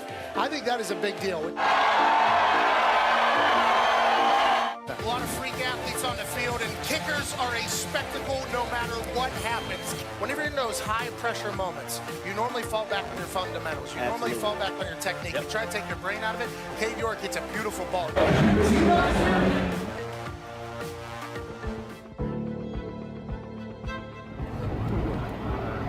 One person up in the parking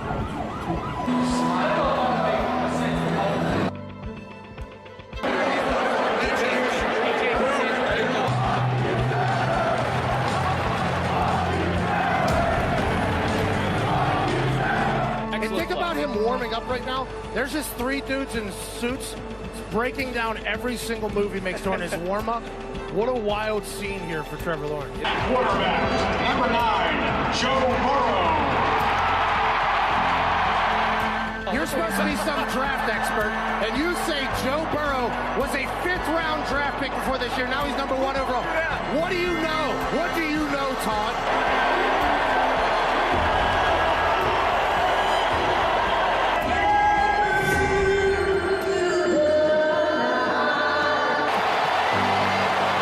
Tim, you are so handsome, it's ridiculous. What do you think has been happening this first quarter? Why has Joe Burrow been stumped by this Clemson defense? I think Brent Venables is the best DC in the country, and it's honestly not a shock to me. He did this to Tua last year. Odell Beckham just stopped by. Odell's very excited. Odell's happy with the 52-yard attempt coming from the kid from Clemson. I've seen Odell make this with a spinning ball. And B.T. Potter puts it through from 52 in Odell's. Not in your face. It wasn't in your face. It wasn't in your face. You weren't looking at it. That's a career high for B.T. Potter. Bro, imagine Joe Burrow just having to stand in there and know that Isaiah Simmons is scot-free right in your suckle. That's a bad call. No chance Alberto Riveron would turn that over. He was in the Buccos organization.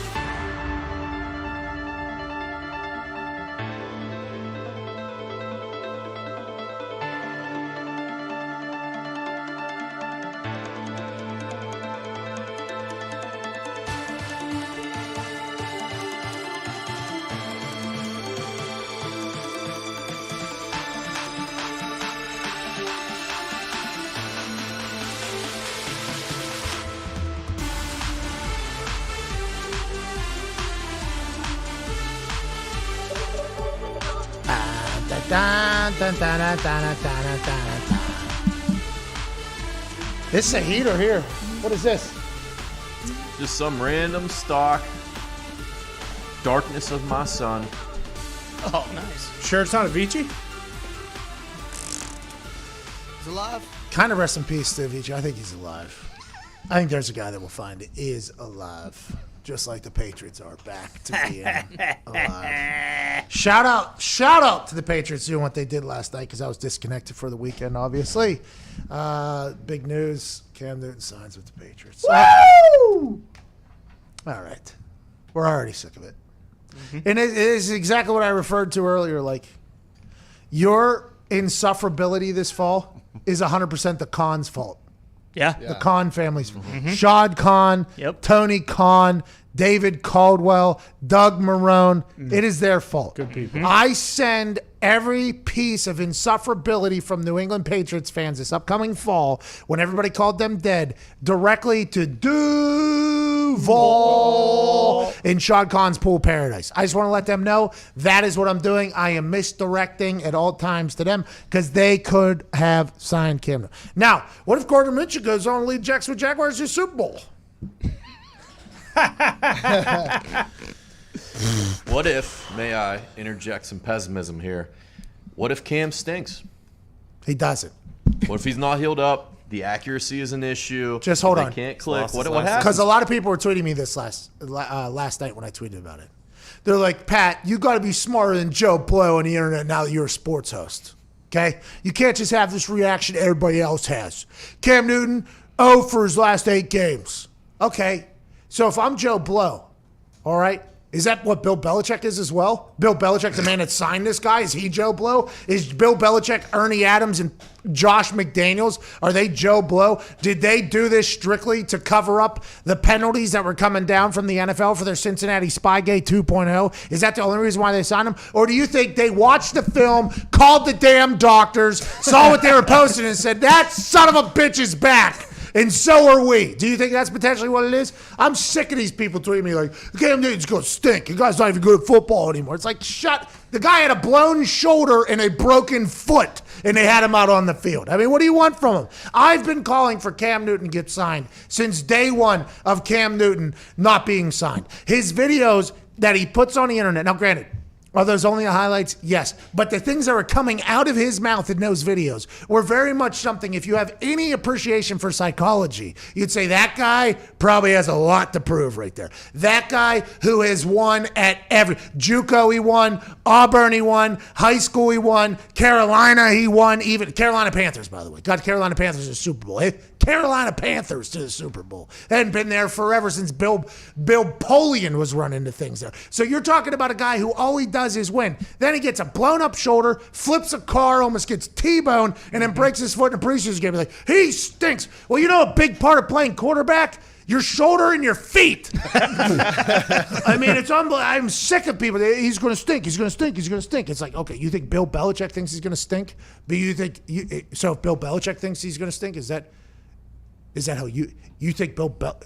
I just can't. I can't with these people. I got a bunch of those tweets last night, and I wanted to crawl through my phone and smack them in the mouth and be like, oh, so because I view the same way Bill Belichick does. By the way, I feel good about it. I feel good that I'm on the same side as Bill Belichick whenever it comes to football minds, but I can understand how Douche McGee or Boner Garage on Twitter think that they know more than Bill Belichick. Boner Garage is the worst guy on Twitter, but you said it earlier too. I mean, with Cam Newton, it's a whole nother aspect to our football team now. It changes our offense. Josh McDaniels is going to be able to pull out plays that he had been thinking about for a long time. I mean, let alone Julian Edelman throwing the ball back to Cam Newton and the whole thing that could potentially happen. Because when Cam catches it, by the way, he becomes the tallest, most athletic wide receiver in the game. It's frustrating. You can't discount how big of a chip he has on his shoulder either. Like psychology. Yeah, exactly. That's literally the only thing that matters in sports is in between the ears. Okay, I've said this since the beginning of time. And there's some players who in between their ears are just locked in because you got guys walking the streets who are so athletic. You got guys walking the streets that can throw a ball 90 yards. You got people walking the streets that can kick footballs further than anybody in the NFL right now. But if they can't get it right in between the ears, they're never going to be able to do it. And if you're a guy who's gotten it right in between the ears and now you have a chip on the shoulder, it's like, oh, they got a guy, okay? The reason why the Patriots were out, in my eyes, because they didn't have a guy, okay? Is Stidham the guy? Maybe. You look at him, you don't think that's a guy. But if you have a guy, you got to keep your guy because that is the thing that you need. You need some sort of savage in you. Like, you have to be a savage. You could be a very talented quarterback, but if you don't have that savage, let's win this thing at all costs, put on that type of mindset, you're going to be a good quarterback. You're never going to be the quarterback. Cam Newton is a savage. That's what Cam Newton is. Yep. And Cam Newton's more pissed off than he's ever been because for the first time in his entire life, he was told he wasn't good enough. Then they go and sign Teddy Bridgewater to more money than he was getting. I mean, it's just Cam Newton is going to be on a war path.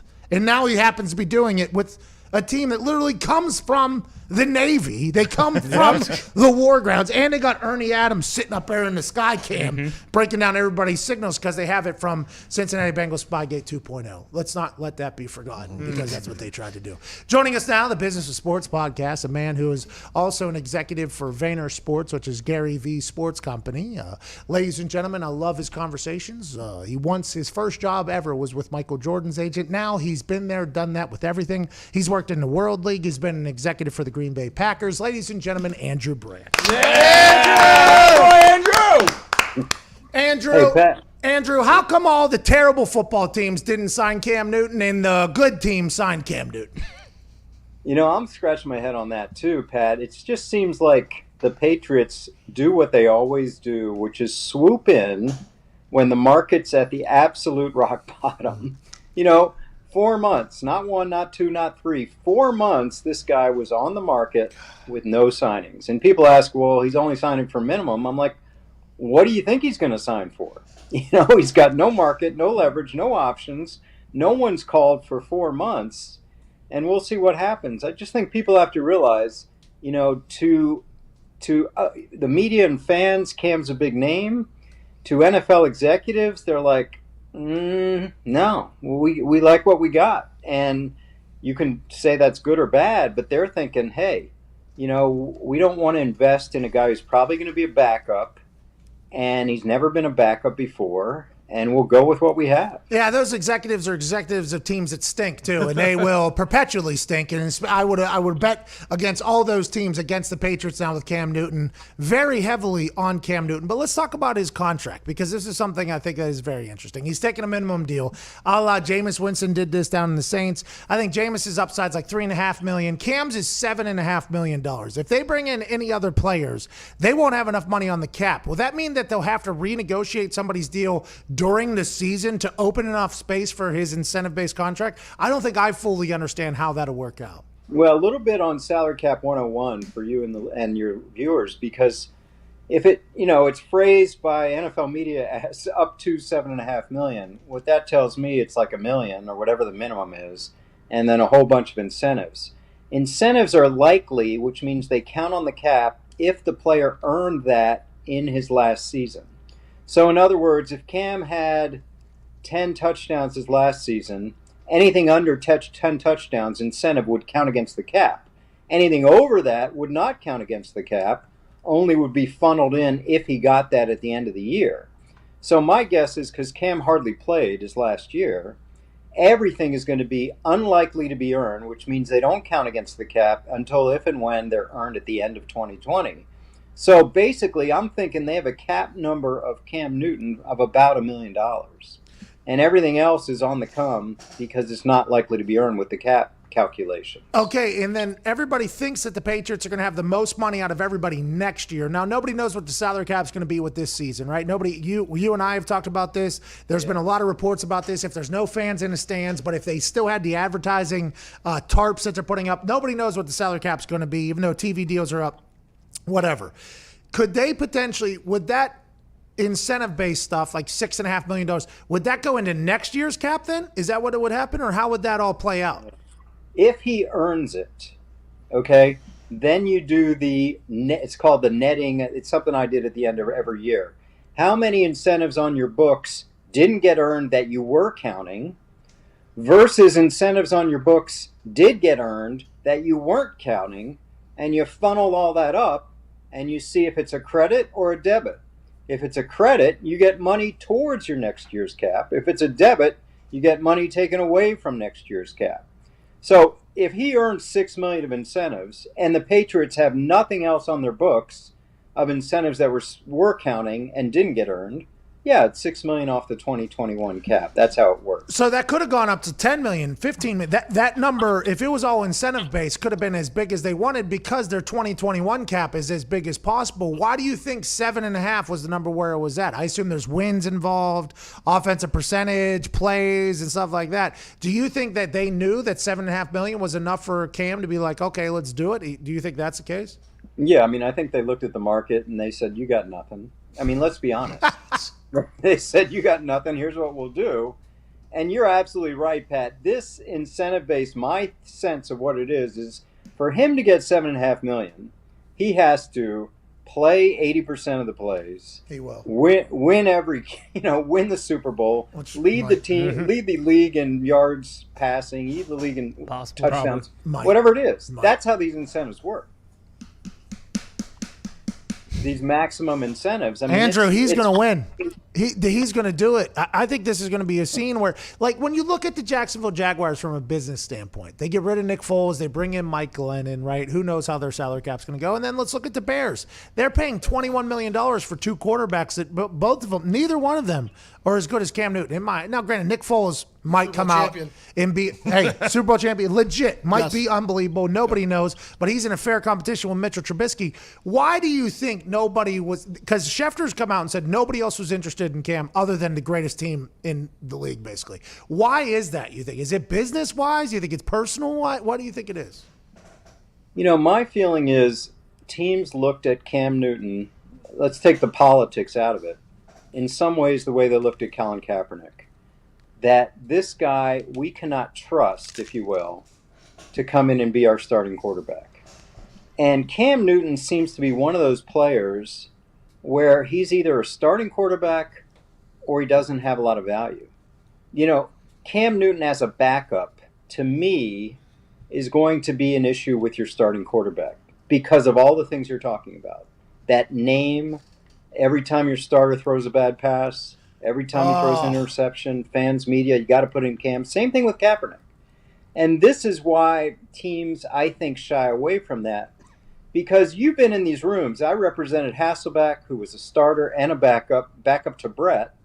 And the whole thing is, the backup quarterbacks, plural, their number one job, in my mind, you may disagree, their number one job is serve the starter. It's like a vice president. You're serving, that's all you're doing, is you're serving. You're getting them coffee. You'll do whatever you got to do.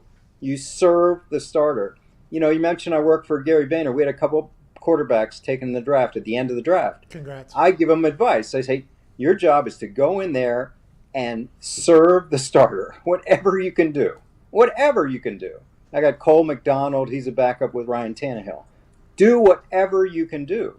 And if you're an executive and you look at Cam Newton or Colin Kaepernick, you're like, is that the guy that really is going to serve our starter? Or is he going to be thinking more about playing? By the way, not just Colin and Cam, there's a lot of quarterbacks that cannot do what Matt Hasselbeck ended up doing at the end of his career, whenever he went back to being a backup behind Andrew Luck. He and I have had conversations, I don't know if they're public or private, but that was very difficult for him to do. That was a very difficult moment for him to be like, okay, I'm at the point in my career now where I just started in Seattle. I just started in Tennessee. I had a lot of success. But now I'm at the point in my career where I'm going to have to serve one of these younger quarterbacks and kind of give over game. Even though he still thought he had years left to play, it was like that mental decision to go and do that. Not a lot of quarterbacks can do that. So I would assume Cam Newton, with his ability, his skill set, was never thinking, I'm going to be a backup quarterback.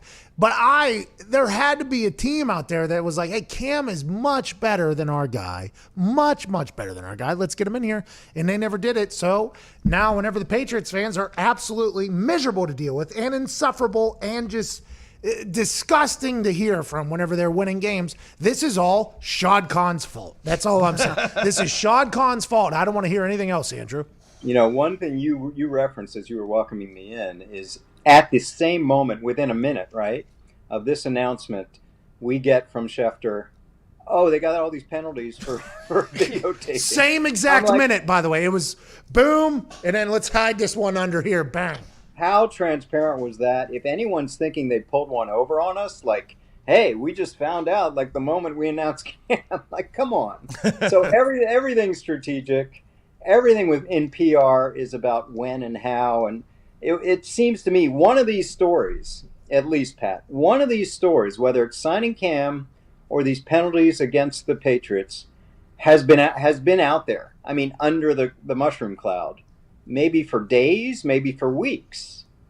But they decided they wanted to put them out together. Smart. And use their sources to do that in order to soften the blow of the penalties. Andrew, another story that came out this weekend was the NFL confirmed that they're going to be selling the first 6 to 8 rows for advertisement. Do you have any idea how much we're going to have to pay to have an advertisement in the first 6 to 8 rows? Yeah, because we're thinking of Bengals Stadium where we'll say, build this team an indoor facility, also watch the Pat McAfee show. Mm-hmm. Hey, I'll do that deal for you. I won't charge you too much. I'll make that happen. Yeah. I mean, you're asking me, I thought you were going to say, am I surprised? Of course I'm not surprised. Of course they're going to do everything you and I have talked about these weeks about diminution, losses of revenues coming up. We know it's going to happen. Baseball's got no fans. We'll see how many fans the NFL is going to have. And they're going to make up any way they can, whether it's selling out sponsors around the lower bowls or it's rotating sponsors on the field with the CGI. Whatever they can do. You know, people are asking me, well, what about jersey sponsorships like the NBA? I'm like, I don't think they're going to go there, even though they've done that with training camp. People don't know training camp jerseys are sponsored. Yeah, practice jerseys as well, yeah. Practice jerseys. But that's a big step for the NFL. I'd be interested in see if they do that. But they'll search for every revenue source under every nook and cranny to make up for what they're going to lose for no fans. What if, let's say, a show had like 9 guys, 10 guys, they just wanted the whole stadium to themselves for a game? How much do you think that would cost? I mean, I think that would be a 7-figure deal. We might be able to have it here in a couple of days. DeMaurice Smith is not happy with the players working out together. Whenever, I think the last time you were on, the NFLPA's doctor came out and said, we would like our players to stop working out together due to safety because of COVID-19. And I said that the NFLPA is doing this exclusively because they're going to run into a negotiation with the NFL at some point about the guidelines on what training camp is. The only reason why they're saying this is to set themselves up for a negotiation that's coming in less than a month whenever training camp's supposed to happen in July 28th. The only reason, to have it on the books, they just want to be able to say, we were telling our guys not to do it. So now, right in their face, because I didn't even know that the NFLPA had a doctor, okay? I don't know if anybody in the NFLPA really takes this guy serious. Nobody took him serious with the workouts. Now he's coming out even harder saying he's not happy about it, blah, blah, blah, DeMaurice Smith, blah, blah, blah. Is that only because the negotiation on the safety guidelines that's going to have to happen here mid-July before the July 28th training camp starts? And do you think anybody is going to listen to this guy because they don't give a damn about your negotiation? CBA is already done. We're just trying to play football at the highest level we can possibly play. Yeah, great point. A couple things to unpack here. Number one, D. Smith did talk about this in USA Today, I believe, that this idea that players are kind of ignoring all this is hurting. He is actually hurting the discussions with the NFL. They're not into money yet. It's kind of the baseball. They first do health and safety, then they get to money.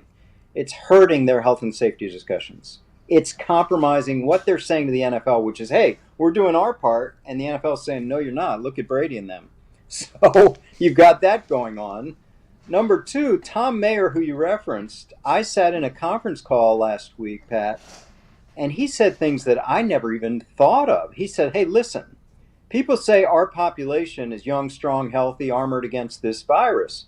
We've got 3 population groups that have shown to be disproportionately affected. Number 1, African Americans. Number 2, high BMI measurements. And number 3, those with sleep apnea. He's concerned. He's concerned about his own population. And the other thing that really struck me, I couldn't believe when I read this, Von Miller recovered from COVID.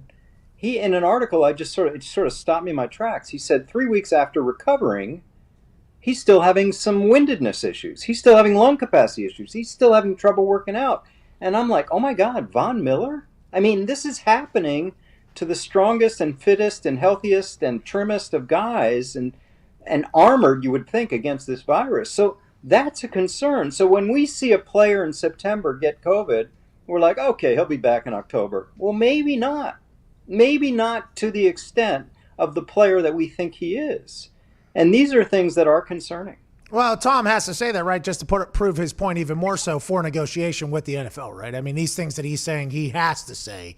Not that they're wrong. I'm not saying that they're wrong, but he is looking for every single stat that will pitch his case in a better light against the NFL, which is probably going to be a knockdown dragout, huh? I'd assume these guidelines for the training camp, this is going to be just like the MLB 2.0, huh?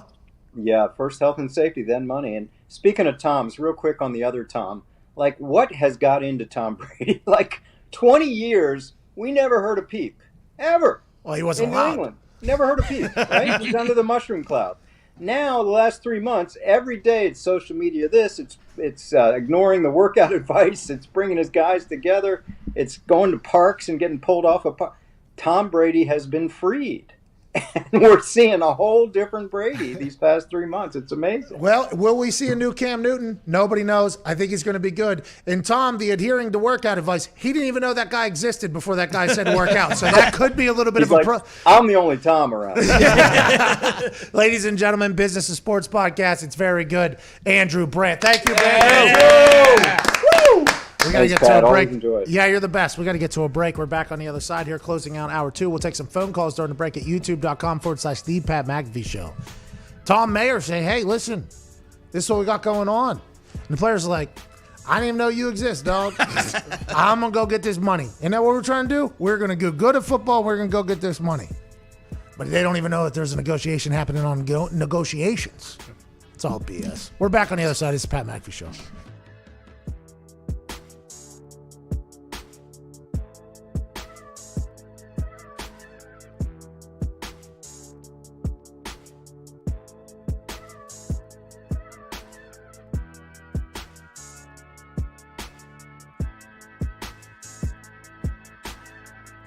Just saw a tweet that came through here with 105,000 retweets. That means a lot of people have seen it. Remember when I told y'all about Philippines having human-sized bats? There are bats in the Philippines that hang upside down that are 5 foot, 6 foot tall.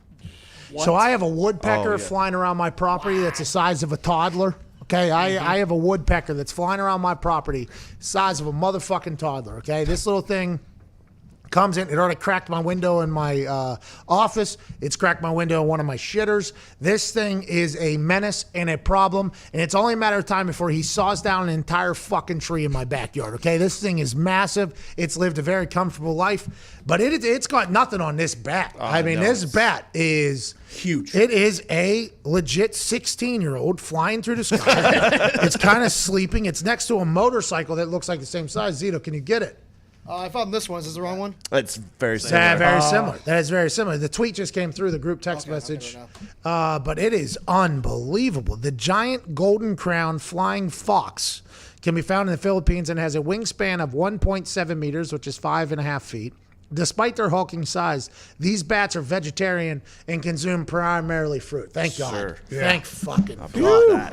Somebody needs to tell that bat, though, that if it ever wants to have a night, it probably could take down whatever it wanted to. That thing could take down the deer in our backyard if it had to. It's massive. Look at that thing. That's a motorcycle next to it. Look at its legs saying. It's like it's got one of them back things, like kind of adjust its back it's hanging from. That's what the bat has to do whenever you're that fucking big flying around the sky in Philippines all the time. I found this one, too. This is why Pacquiao's so fucking good, because Pacquiao's been...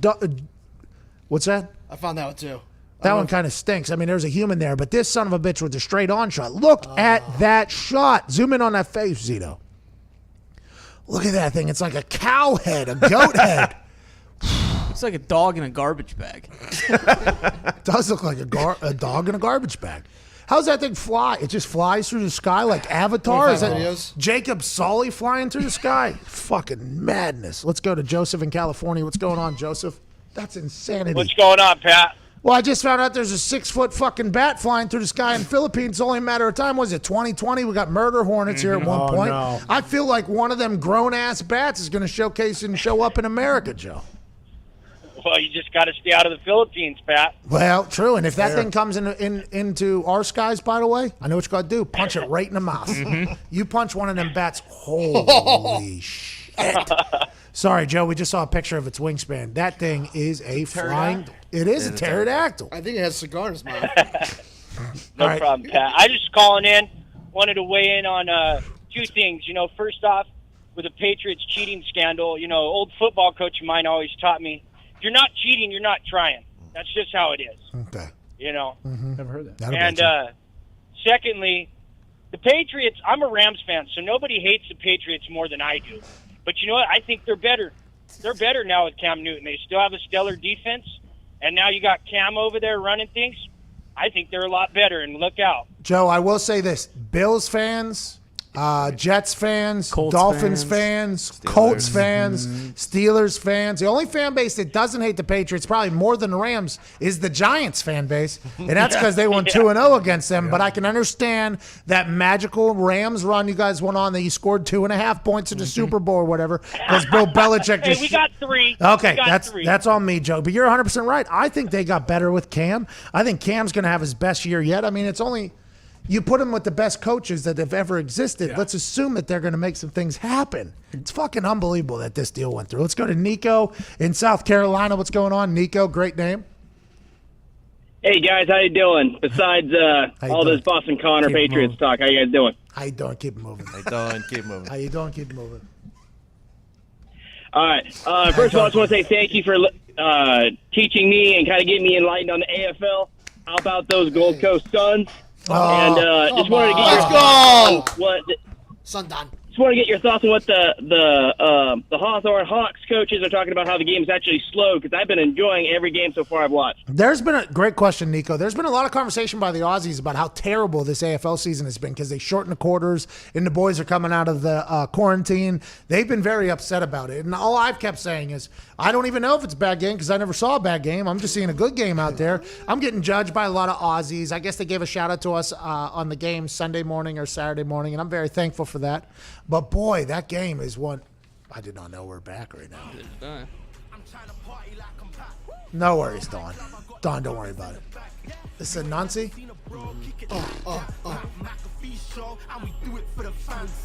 Don't be a stooge. I'm breaking all the rules, and when I do it, yeah, I do it for the brand. Come and take a punt if entertainment's what you want. What? Cause you know that we do it for the brand. Come and kick it with McAfee. Cause we just do it for the brand. This goes very ham. Yeah. Hold on, Zeke. Don't interrupt this. Let's go another.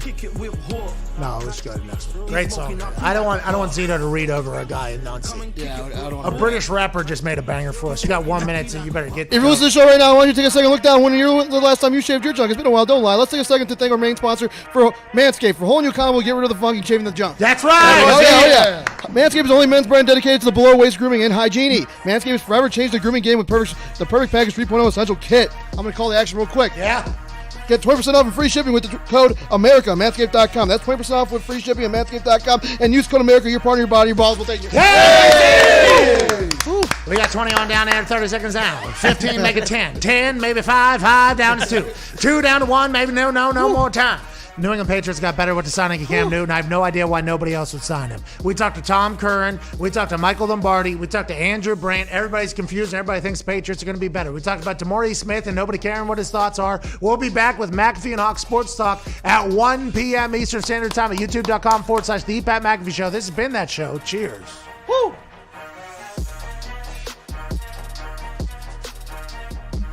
All right. Here we go.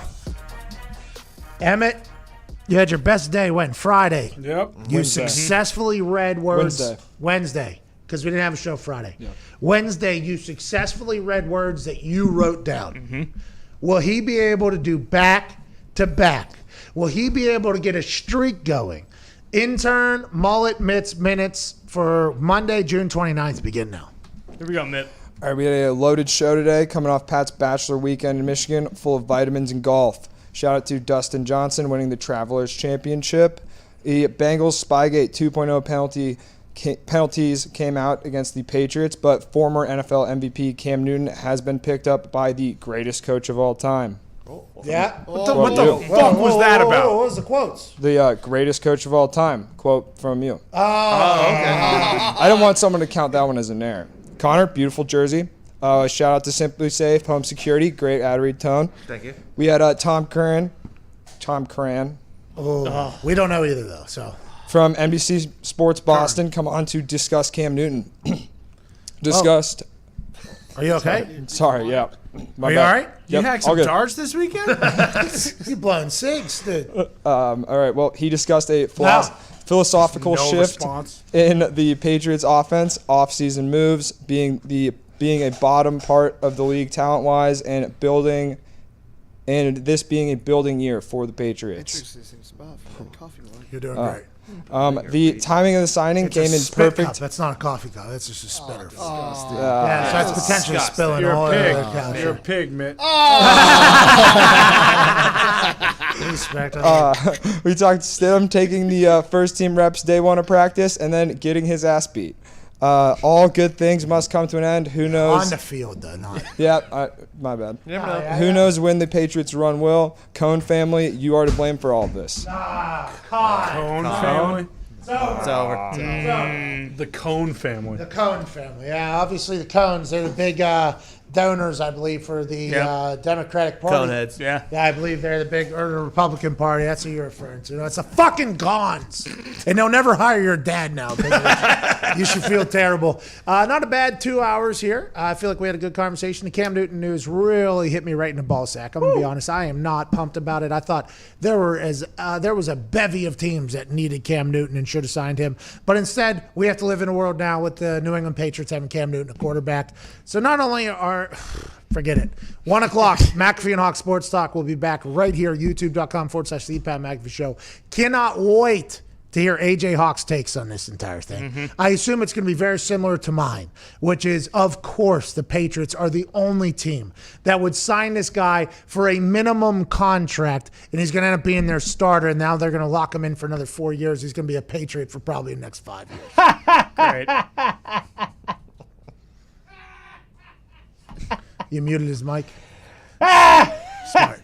Let's keep doing that. From all of us to all of you, we can't thank you enough for watching. Mitt, terrible attempt. We'll see what he does at McAfee and Hawk Sports Talk. This has been the Pat McAfee Show, Monday, June 29th. Cheers.